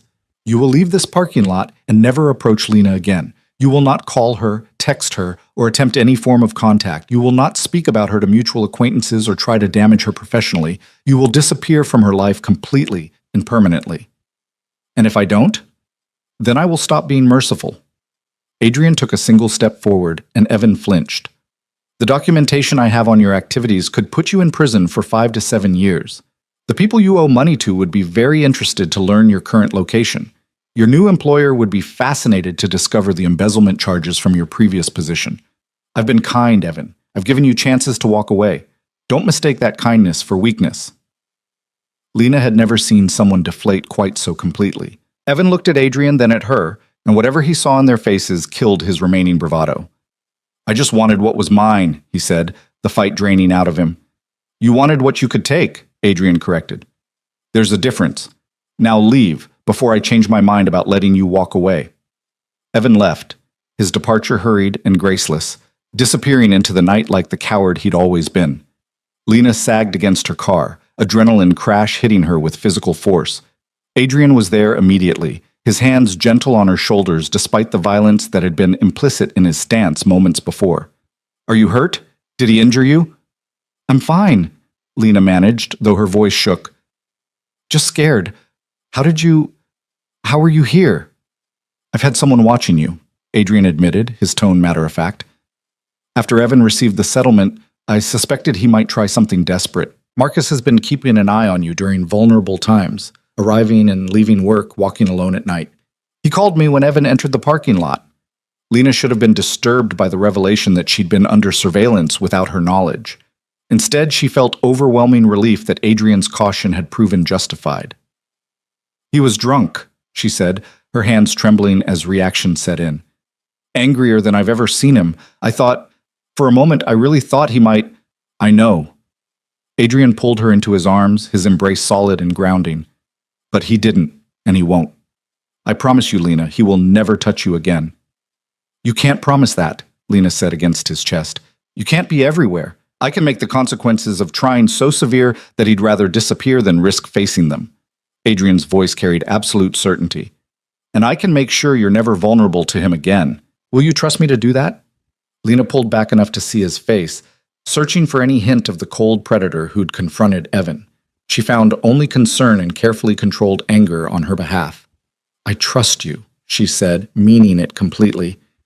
Even though I probably shouldn't, even though this is insane, I trust you. Adrian's expression softened. You're shaking. Let me drive you home. My car? Marcus will bring it to your apartment tomorrow. Right now, you need to not be alone. He guided her toward his own car, a sleek black sedan that had appeared silently during the confrontation. No arguments, Lena. You've had a shock, and I'm not leaving you to process it by yourself. She didn't argue. The truth was, she didn't want to be alone, didn't want to drive through the city with her hands still trembling and Evan's desperate face haunting her thoughts. She let Adrian settle her in the passenger seat, let him drive through familiar streets while she tried to steady her breathing. He's getting worse, Lena said finally, breaking the silence. More desperate, more unstable. What if he does something dangerous? He won't, Adrian said with certainty. I'm going to make sure of it. How? Adrian was quiet for a moment, his hands steady on the wheel. When he spoke, his voice was careful. There are ways to ensure people understand the consequences of their actions, legal ways and less legal ways. I'm going to employ whatever methods are necessary to guarantee your safety. You're talking about threatening him again. I'm talking about making certain he understands that any action against you will result in consequences he can't survive. Adrian glanced at her briefly. I won't apologize for protecting you, Lena, even if my methods make you uncomfortable.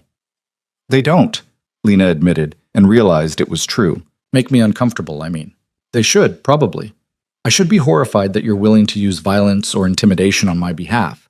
But mostly I just feel safe, and I don't know what that says about me.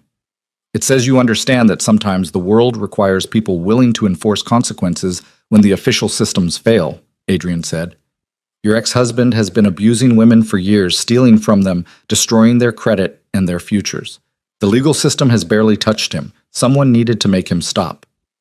They arrived at Lena's apartment building, and Adrian came up with her despite the late hour, his presence filling her small space with controlled energy. He checked her locks, examined her windows, his movements efficient and professional. "I'm going to have a security system installed," he said, more statement than question. "Basic monitoring, alerts if someone tries to access the apartment when you're not here. Marcus will handle the installation tomorrow." "Adrian, please don't argue with me about this." He turned to face her, and Lena saw genuine fear beneath his controlled exterior. "I can handle most threats, manage most situations, but I can't be with you every moment, and knowing you're vulnerable when I'm not here will make me insane. Let me do this. Let me ensure you're protected."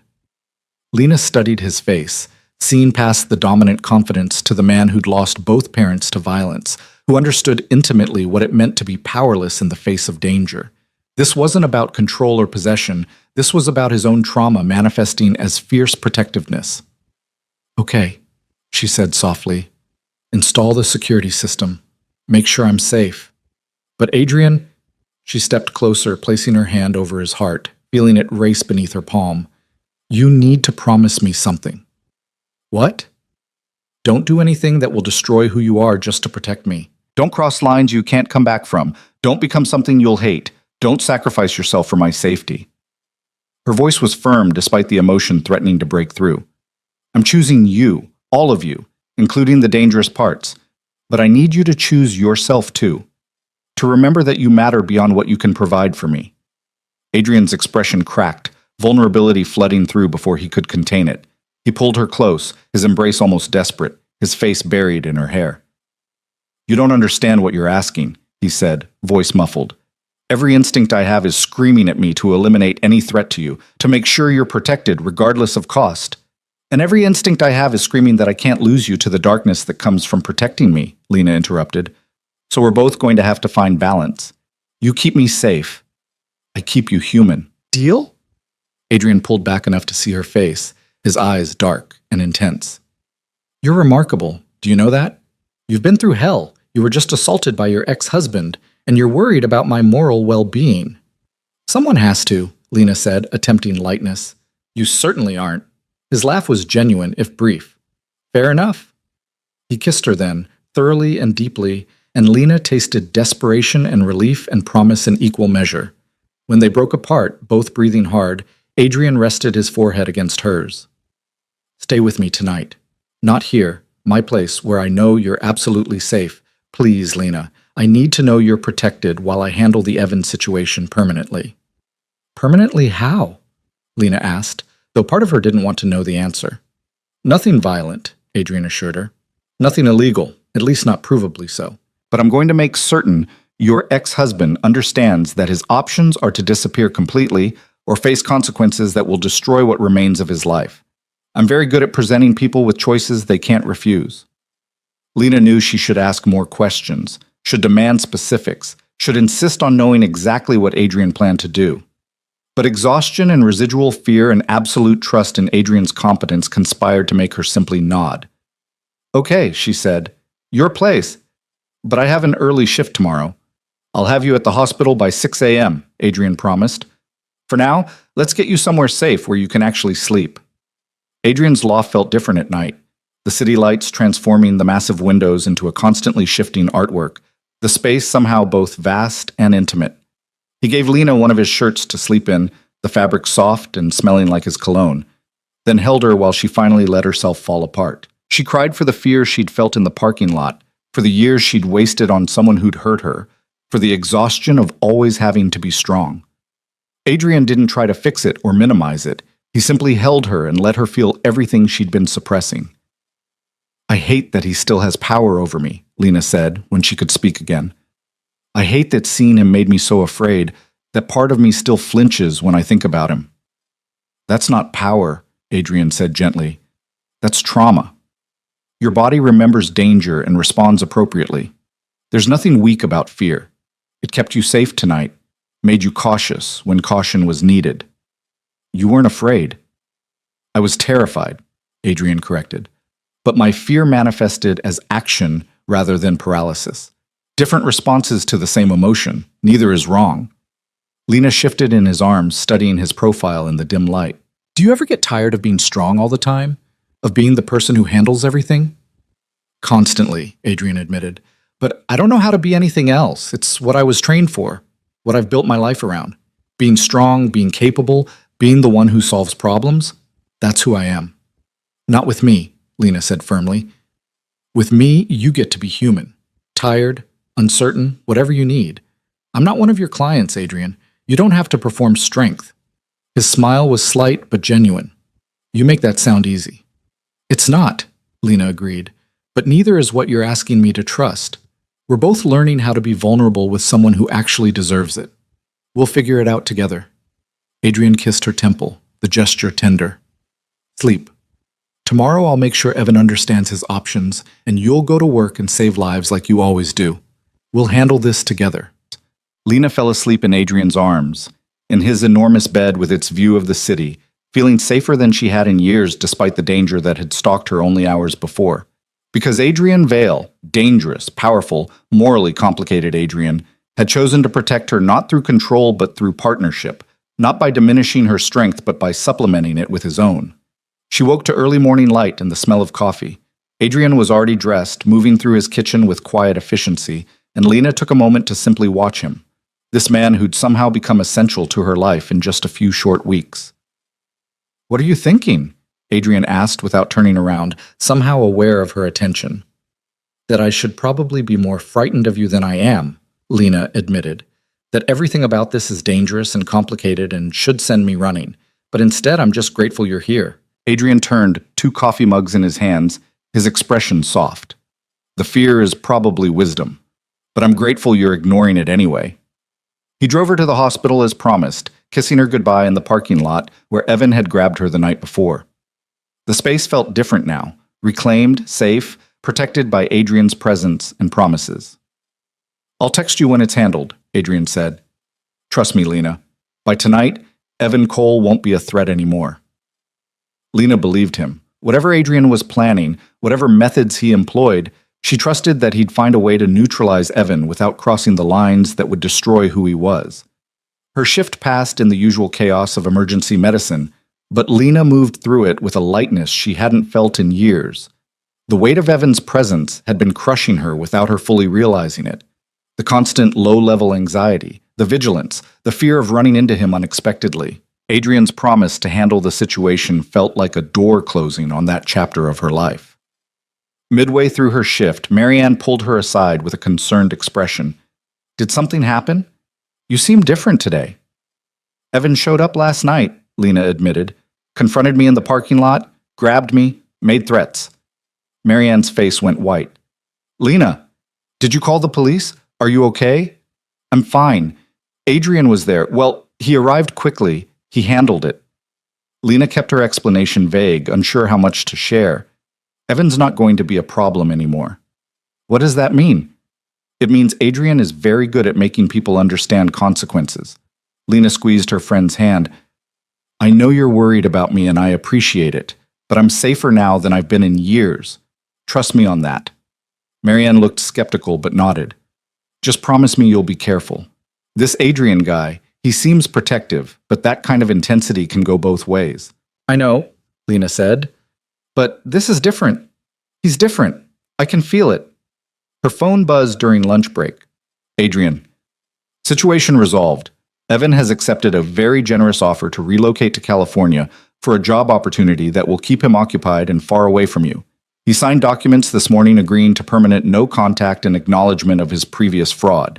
If he violates the agreement, the documentation goes to law enforcement automatically. You're safe now." Lena stared at the message, relief washing over her so completely she had to sit down. Adrian had done exactly what he'd promised, neutralized the threat without violence, created consequences Evan couldn't escape, ensured her safety through methods that were intimidating but legal. "Thank you," she typed back, "for everything. For keeping me safe, for keeping your promises, for being exactly who you said you'd be." "Always," Adrian responded. "Dinner tonight? I'd like to see you. Make sure you're really okay." "Yes," Lena wrote. "Definitely yes."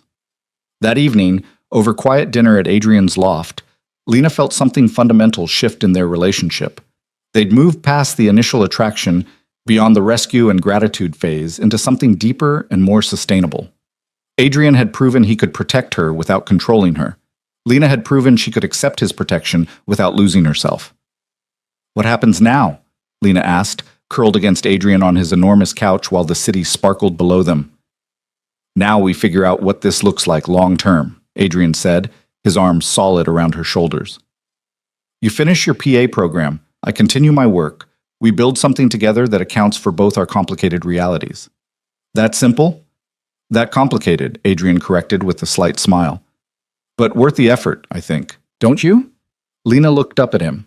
This dangerous, powerful man who'd chosen to be gentle with her, who'd used his strength to protect rather than control, who'd given her back her future without demanding ownership of it. "Definitely worth it," she agreed and kissed him to seal the promise. Because they'd both learned that safety wasn't found in the absence of danger, but in choosing partners brave enough to face that danger honestly, together, without pretense or lies. The months that followed Evan's departure transformed Lena's life in ways she'd stopped believing possible. Spring semester began with her walking into the physician assistant program as a returning student, her financial situation stable enough that she could focus on learning rather than survival. The material came back to her with surprising ease. Anatomy, pharmacology, diagnostic reasoning, all the knowledge she'd accumulated before Evan had convinced her to put her dreams on hold. Adrian attended her white coat ceremony in April, standing in the back of the auditorium in an expensive suit that made other students' parents do double takes. Afterward, when Lena introduced him to her cohort and professors, she watched them try to reconcile this controlled, dangerous-looking man with the supportive partner who'd somehow enabled her return to education. "Your boyfriend is intense," her classmate Jennifer whispered during the reception. "Like movie character intense. What does he do?" "Business consulting," Lena said, the answer automatic now. "He works with complicated situations that require specialized solutions." It wasn't a lie, just an incomplete truth. Adrian had taught her that honesty didn't always mean full disclosure. Some realities were better left unexamined by people who didn't need to understand them. Their relationship settled into a rhythm that accommodated both their demanding lives. Lena studied and worked clinical rotations, her days filled with patient assessments and treatment plans. Adrian continued his mysterious work, the meetings and phone calls conducted in languages she didn't speak, the sudden trips to other cities for situations he couldn't explain, the occasional bruised knuckles he'd deflect questions about with gentle redirection. She learned to read his moods, to understand when he needed space to process whatever darkness his work had exposed him to, and when he needed her presence to remind him there was still beauty worth protecting. He learned her patterns too, the way she'd go silent after particularly difficult shifts, the nightmares that occasionally woke her gasping, the moments when Evan's ghost would surface unexpectedly and require gentle reassurance that she was safe now. "Tell me about your day," Adrian said one evening in June, both of them exhausted and tangled together on his couch. Outside, summer thunderstorms rolled across the city, lightning illuminating the loft in sporadic flashes. "Lost a patient today," Lena said quietly. 18-year-old kid, motorcycle accident. We did everything right. Textbook trauma response, perfect execution. But sometimes everything right isn't enough. Adrian's arm tightened around her. "I'm sorry." His mother was there when we called it. She just collapsed, started screaming about how he'd promised to be careful, how she'd told him the motorcycle was dangerous. Lena's voice cracked slightly. All I could think about was my own mother, how she must have felt knowing she was dying and leaving me alone. "You weren't alone," Adrian reminded her gently. "You had people who cared about you." "I had people who felt obligated to care. It's not the same." Lena shifted to look at him, studying his face in the dim light. That's what Evan exploited. My desperate need to be chosen, to matter to someone who wasn't bound by duty or pity. He saw that vulnerability and weaponized it. And now? Now I know the difference between someone who claims to choose me and someone who actually does. Lena traced the line of his jaw with her finger. You've never once made me feel like I'm a burden or an obligation. Even when protecting me is inconvenient, even when my baggage complicates your life, you've treated me like I'm worth the effort. Adrian caught her hand, pressing a kiss to her palm. You are worth the effort. Every complicated, difficult, beautiful part of you. They made love slowly that night, thunder drowning out the city noise, lightning casting strange shadows across Adrian's bedroom. Afterward, wrapped in expensive sheets with Adrian's heartbeat steady beneath her ear, Lena felt a contentment she'd thought lost forever. "I love you," she said into the darkness, the words simple and terrifying. Adrian went very still.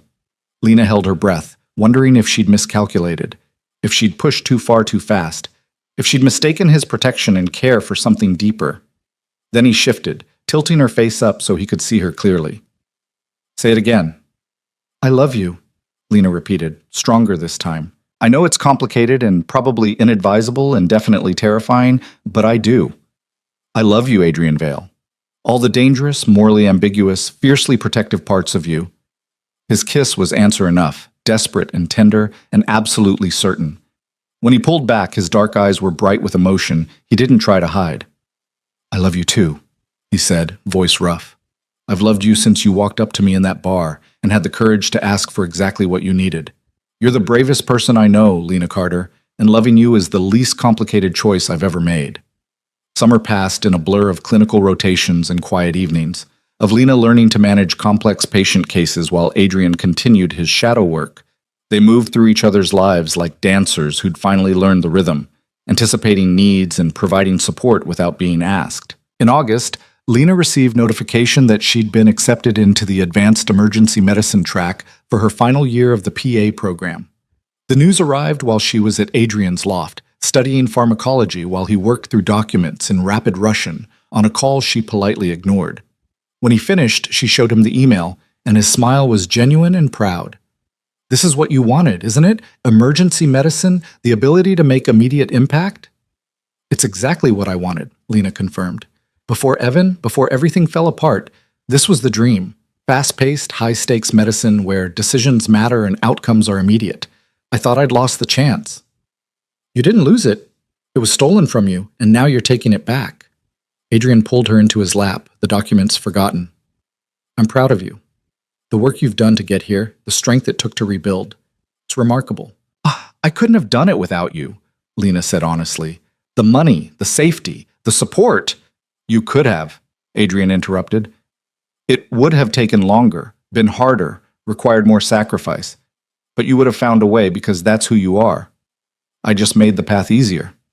Lena kissed him, pouring gratitude and love into the gesture. "Thank you for making it easier, for seeing value in me when I couldn't see it in myself." That night, tangled in Adrian's sheets with the city humming below them, Lena felt a peace she'd never experienced with Evan. This relationship wasn't built on lies or manipulation or one person's diminishment. It was built on mutual respect, honest communication, and the recognition that both of them were complicated people choosing to navigate that complexity together. September brought cooler weather and Lena's final year of the PA program. Her clinical rotations intensified, 12-hour shifts in the emergency department, complex cases that tested everything she'd learned, attendings who pushed her toward excellence with demanding criticism and high expectations. Adrian adjusted his schedule to accommodate hers, their time together becoming more precious for its scarcity. Sometimes they'd meet for late dinners after her shifts, Lena still in scrubs and smelling like hospital antiseptic. Other times, Adrian would simply show up at her apartment with takeout and silence, understanding that she needed presence more than conversation. "You're getting better at this," Lena observed one October evening, both of them exhausted and sprawled on her couch. "At being in a relationship, I mean. At letting someone see you when you're not being strong." Adrian's smile was rueful. "You're a patient teacher." "I'm a stubborn student of human behavior," Lena corrected, "and you're worth the effort of understanding." He turned to face her, his expression serious. "I need to tell you something. About my work. About a situation that's developing." Lena's stomach tightened with familiar anxiety.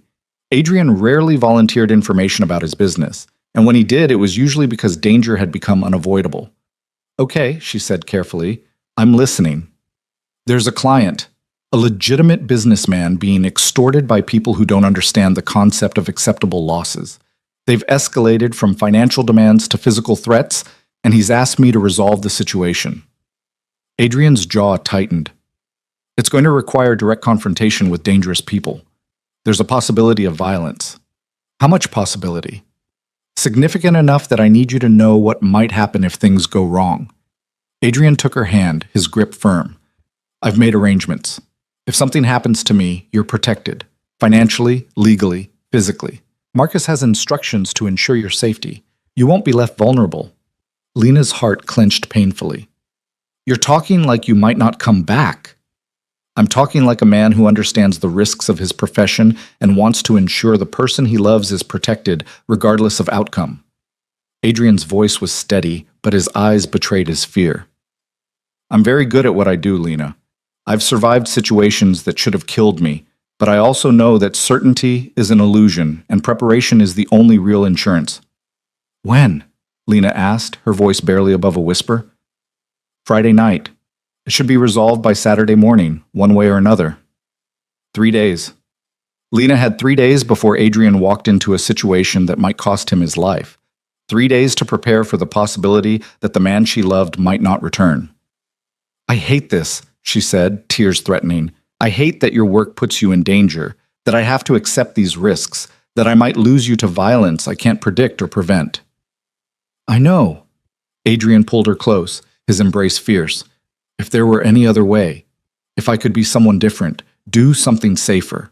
But you can't, Lena finished, because this is who you are, and changing it would destroy something essential. I understand that. I need you to promise me you'll be careful, that you'll come back to me. I promise I'll do everything in my power to return to you safely, Adrian said, the careful wording not lost on Lena. He couldn't promise success, only effort. It was the most honest answer he could give. The next 3 days passed in agonizing slowness. Lena went through her rotations mechanically, her mind constantly drifting to Adrian and whatever situation was developing. He spent as much time with her as possible, quiet dinners, long conversations, making love with an intensity that felt like memorization, like he was imprinting her on his consciousness in case he needed to remember later. Friday morning, he kissed her goodbye before her early shift with a tenderness that made her chest ache. I'll text you when it's over, he promised.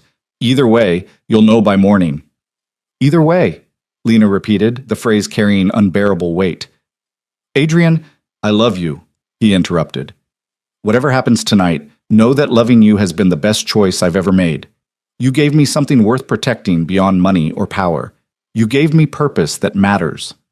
Lena kissed him fiercely, tasting salt from tears she didn't remember crying. I love you too. Come back to me.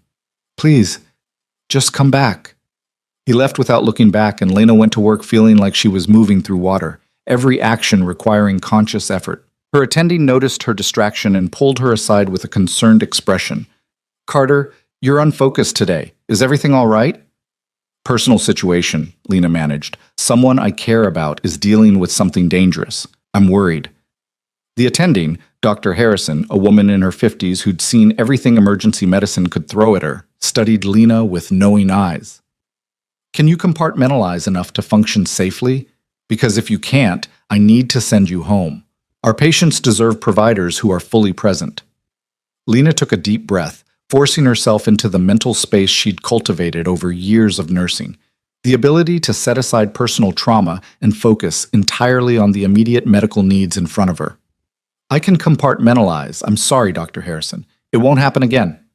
See that it doesn't, the attending said, but her tone was kind. Though for what it's worth, the people who matter most are always the ones who scare us most when they're in danger. It means you love well. That's not a weakness. The shift dragged endlessly. Lena treated a knife wound, a diabetic emergency, a child with a severe allergic reaction. She moved through each case with mechanical precision, her training overriding her personal fear, her professionalism demanding excellence regardless of internal chaos. Her shift ended at 11 p.m. No word from Adrian. Lena went home to her apartment, showered, changed into comfortable clothes, and then simply waited. She tried to study, to distract herself with pharmacology flashcards, but the words blurred meaninglessly. She tried to sleep, but every sound made her jump, certain it was her phone with news she didn't want to receive. Midnight passed. 1 a.m., 2 a.m. At 3:17 in the morning, her phone finally buzzed. Adrian, it's done. I'm safe. Be there in 20 minutes. Lena's sob of relief was loud in the silent apartment. She texted back with shaking hands. Thank God. I'll be waiting.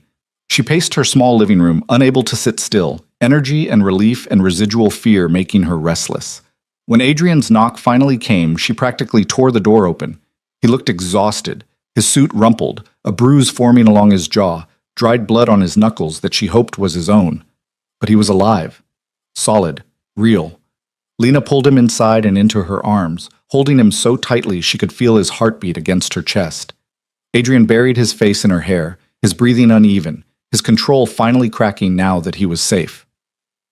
"I'm okay," he said, though whether he was reassuring her or himself wasn't clear. "It's over. The client is safe, the threat is neutralized, and I'm okay." "You're hurt," Lena observed, professional assessment kicking in as she examined the bruise in his hands. "Let me clean these cuts." She led him to her bathroom, the space too small for both of them, but neither willing to create distance. Lena cleaned his knuckles with gentle efficiency, her nurse's training making the task automatic. Adrian watched her work with an expression she couldn't quite read. "I was terrified," he admitted quietly. "Not of dying. I've made peace with that possibility. I was terrified of leaving you, of breaking my promise to come back, of you having to live with another person abandoning you through violence." "But you didn't," Lena said, bandaging the last cut. "You came back. You kept your promise." "This time," Adrian said. "But Lena, there will be other situations, other risks. This is my life, and I can't promise it won't eventually—" "Stop," Lena interrupted, placing her fingers over his lips. "Don't borrow tomorrow's grief. You're here now, safe now, and that's enough. I knew what I was choosing when I chose you. The danger is part of the package, and I accept that." Adrian caught her hand, kissing her palm. "How did I get so lucky to find you?" "You didn't find me," Lena corrected with a slight smile. "I found you, remember? Asked a dangerous stranger to dance with me because I was too proud to let my ex-husband see me alone." "Best decision you ever made," Adrian said, pulling her into his lap despite the awkward bathroom setting. "Second best," Lena corrected. "The best decision was saying yes when you asked me to dinner, to trust you, to build something real together." They moved to her bed, both too exhausted for anything but sleep, but needing the physical confirmation of each other's presence. Lena fell asleep wrapped in Adrian's arms, listening to his heartbeat, grateful beyond words that he'd survived to return to her.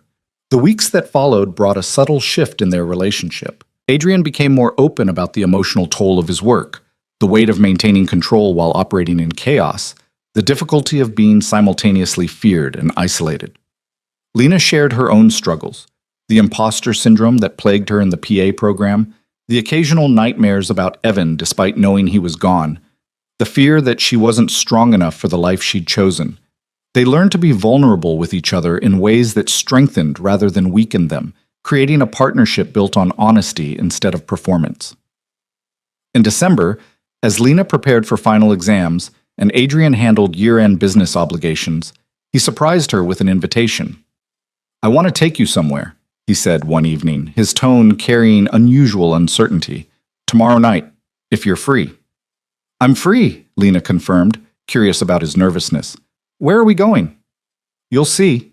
Dress nicely, but comfortably. And Lena," he paused, "trust me." The next evening, Adrian's car collected her at 7. Lena had chosen a simple black dress and heels, her hair loose, makeup carefully applied. Adrian wore a dark suit that made him look both dangerous and devastatingly handsome, his expression unreadable.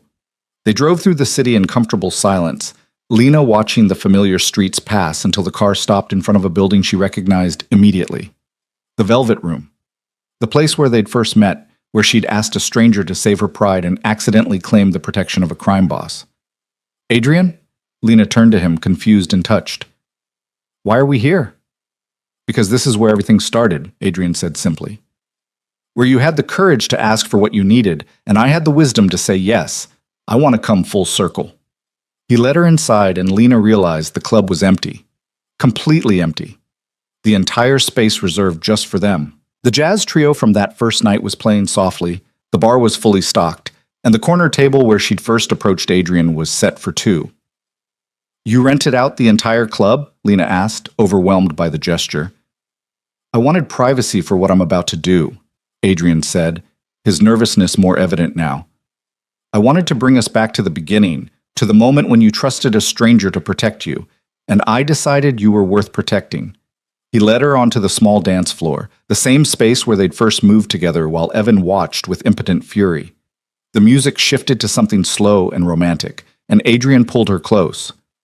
1 year ago, he said, his voice low, a desperate woman asked me to dance. She was terrified and brave and completely honest about what she needed. I said yes because something in her called to something in me, recognized strength masquerading as vulnerability, saw potential being crushed by someone too small to appreciate it. Lena's heart hammered as Adrian continued speaking, his arms solid around her as they moved to the music. Since then, I've watched you rebuild your life, reclaim your education, become the person you were meant to be before someone tried to destroy you. I've watched you meet my darkness with unflinching honesty, accept my protection without surrendering your independence, love me despite having every reason to run. His voice cracked slightly. You've made me better, Lena. More human, more honest, more willing to believe that I deserve something beyond power and fear. Adrian stopped dancing, stepping back slightly to look at her fully. Then, to Lena's complete shock, he dropped to one knee, producing a small velvet box from his jacket pocket. Lena Carter, he said, his dark eyes bright with emotion. Will you marry me? Not because I saved you, you saved yourself. Not because you need me, you're perfectly capable of surviving alone. But because we choose each other, every day, with complete knowledge of who we are and what we're building together. Because you're the bravest person I know, and I want to spend my life being worthy of your courage. Lena's hands flew to her mouth, tears streaming freely now. The ring in the box was simple but exquisite, a single diamond set in platinum, elegant and understated, so perfectly suited to her that she knew Adrian had chosen it with the same careful attention he brought to everything involving her. Yes, she said, the word barely audible through her tears. Yes, absolutely yes. I love you, Adrian Vale, and I choose you, today, tomorrow, for as long as you'll have me. Adrian's smile was brilliant and unguarded as he slipped the ring onto her finger, then stood and pulled her into a kiss that tasted like salt and promise and absolute certainty. Around them, the empty club felt full of possibility, the space that had witnessed their beginning now blessing their next chapter. When they finally broke apart, both breathing hard, Lena examined the ring on her hand, solid proof that this wasn't a dream, that the man she loved had just asked her to build a life with him permanently. I can't believe you did this, she said, laughing through tears. Reserved the whole club, brought us back here, made it so romantic.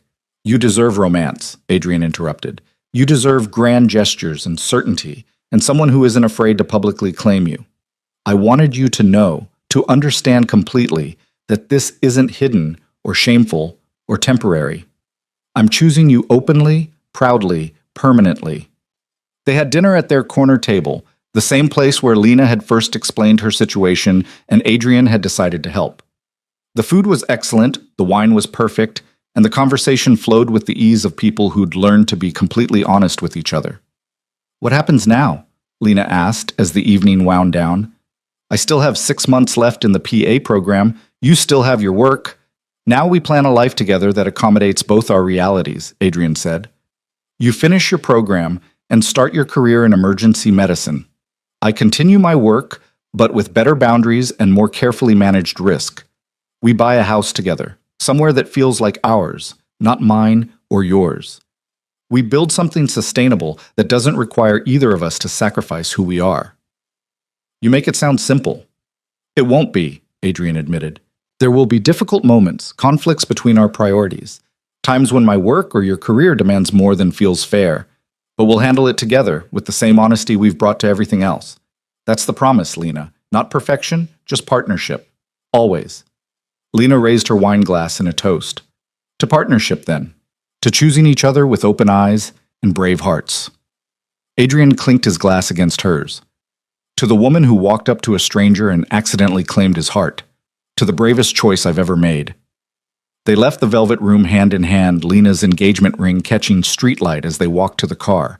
The club had been the site of her most desperate moment and now her most joyful one, a perfect symmetry that felt like closure and beginning simultaneously.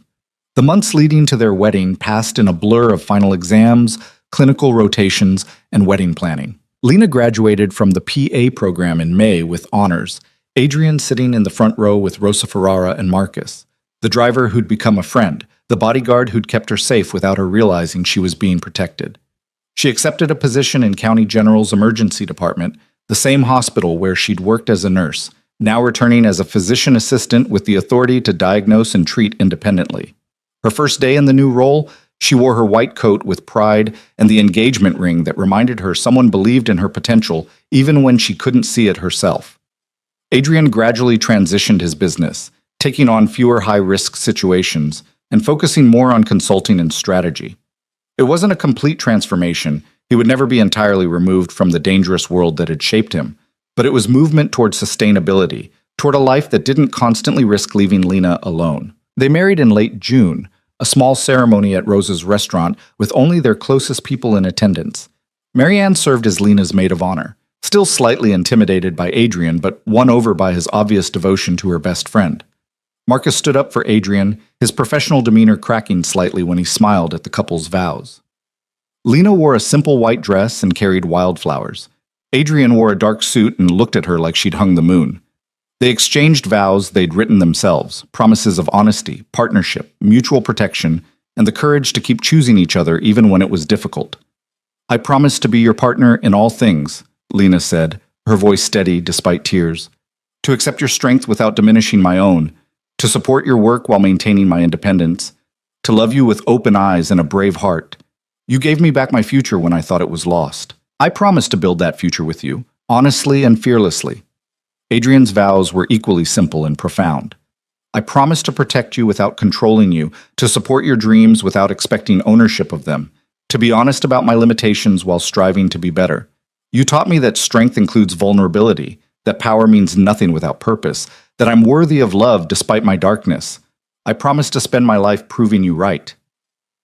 When they kissed as husband and wife, Rosa dabbed at her eyes and muttered something in Italian about stubborn people finally finding sense. Marcus maintained his professional composure, but his smile was genuine. The reception was intimate and joyful, filled with Rosa's incredible food and the kind of laughter that comes from people who've survived darkness and chosen to celebrate light. Adrian danced with Lena under string lights in Rosa's courtyard, the same music playing that had filled the Velvet Room on their first night. "Happy?" Adrian asked, his arms around her waist as they swayed to the music. "Completely," Lena said honestly. "Terrified, overwhelmed, absurdly happy." "You?" "The same," Adrian admitted. "I keep waiting for something to go wrong, for this to be too good to last." "It won't be," Lena promised. "We'll fight and struggle and face difficulties, but we'll do it together, and that makes all the difference." They honeymooned for a week in Italy, Adrian showing her Belgrade, introducing her to what remained of his mother's family, sharing the history that had shaped him. Lena met his past with the same acceptance she'd brought to his present, seeing the scared boy beneath the dangerous man, understanding how survival had forged his character. When they returned to their new home, a renovated brownstone that balanced Adrian's need for security with Lena's desire for warmth, it felt like stepping into a life they'd built together, rather than one either had inherited. Lena settled into her new role at County General, the work demanding but deeply satisfying. She saved lives, made difficult diagnoses, learned to trust her training and instincts. Her colleagues respected her competence, and her patients benefited from her hard-won empathy for people in crisis. Adrian continued his consulting work, though with better boundaries and more carefully managed risk. He came home to Lena most nights, and when situations required his absence, she understood without resentment. They'd built a partnership that accommodated both their realities without requiring either to sacrifice who they were. 1 year after their wedding, on a warm June evening, Adrian found Lena on their brownstone small balcony, watching the sunset paint the sky in shades of orange and pink. "Thinking about anything in particular?" he asked, settling beside her with 2 glasses of wine. "Just how different everything is from 2 years ago," Lena said, accepting the wine. 2 years ago, I was drowning in debt, working myself to death, convinced my life would never be more than survival. Now I'm married to an incredible man, working my dream job, living in a home I love. It's almost hard to believe." "You earned every bit of it," Adrian reminded her. "Through courage and determination, and the strength to keep going when giving up would have been easier." "We earned it," Lena corrected. "You gave me the breathing room to rebuild, the protection to feel safe, the support to pursue my dreams. I couldn't have done this alone." You could have, Adrian argued gently. It would have taken longer, been harder, but you would have found a way, because that's who you are. Lena leaned into his shoulder, comfortable with the familiar argument. They'd had variations of this conversation many times, each insisting the other deserved more credit, both grateful for what they'd built together. Do you ever regret it? Lena asked quietly. Approaching me that night, getting involved in my mess, choosing to build a life with someone whose baggage was so complicated? Never, Adrian said immediately. You're the best choice I've ever made, Lena. You've made me better, more human, more willing to believe I deserve happiness. How could I regret that? Even when my work keeps me at the hospital for double shifts, even when I'm too exhausted to be good company, even when my past trauma surfaces unexpectedly? Even then, Adrian confirmed. Marriage isn't about perfection, it's about partnership. We're both complicated people with demanding careers and difficult histories. We handle it together. That's the promise. Lena turned to face him fully, seeing the man who'd defended her without hesitation, who'd believed in her potential when she couldn't see it herself, who'd chosen to love her despite having every reason to protect his heart. I love you, she said, the words still carrying weight despite frequent repetition. Thank you for being exactly who you said you'd be. Honest, protective, willing to be vulnerable with me. Thank you for choosing me. Always, Adrian promised, kissing her softly. Today, tomorrow, for as long as we both live. I choose you, Lena Vale. Every single day. They sat together as the sun set over their city, two people who'd found each other in desperate circumstances and chosen to build something lasting. Lena's journey from drowning nurse to successful PA had been long and painful, marked by betrayal and survival and the courage to trust again. Adrian's transformation from isolated crime boss to devoted husband had required vulnerability he'd spent years avoiding. Together, they'd created something neither could have achieved alone, a partnership built on honesty instead of lies, strength instead of control, love that didn't require either to be less than they were. The Velvet Room still stood on its corner, hosting Friday night crowds who had no idea it had witnessed the beginning of something remarkable. Sometimes Adrian and Lena would go back, dancing in the same space where a desperate woman had asked a dangerous stranger for help, where protection had transformed into partnership, where fear had given way to love. They'd both learned that safety wasn't found in the absence of risk, but in choosing partners brave enough to face that risk honestly. That strength included vulnerability, that power meant nothing without purpose, that love, real love, required the courage to be seen completely and the grace to see others with equal clarity. Lena had walked into that club broken and desperate, looking only for a moment's relief from humiliation. She'd walked out with a stranger's protection and the beginning of a future she'd thought lost forever. Now, 2 years later, she sat in a home she'd helped choose, wearing a wedding ring that symbolized partnership rather than ownership, building a life that honored both her dreams and her reality. It wasn't the fairy tale she'd once imagined. It was better. It was honest and complicated and built on a foundation solid enough to withstand the storms both their lives would inevitably bring. Adrian pulled her closer as the last light faded from the sky, and Lena let herself sink into his embrace with absolute trust. Whatever challenges tomorrow brought, they would face them together. Two people who'd survived their darkest moments and chosen to build something luminous from the wreckage. That was the real ending, Lena realized. Not the absence of difficulty, but the presence of partnership. Not the elimination of fear, but the courage to face it together. Not perfection, but the honest, messy, beautiful reality of two complicated people choosing each other, every day, with open eyes and brave hearts.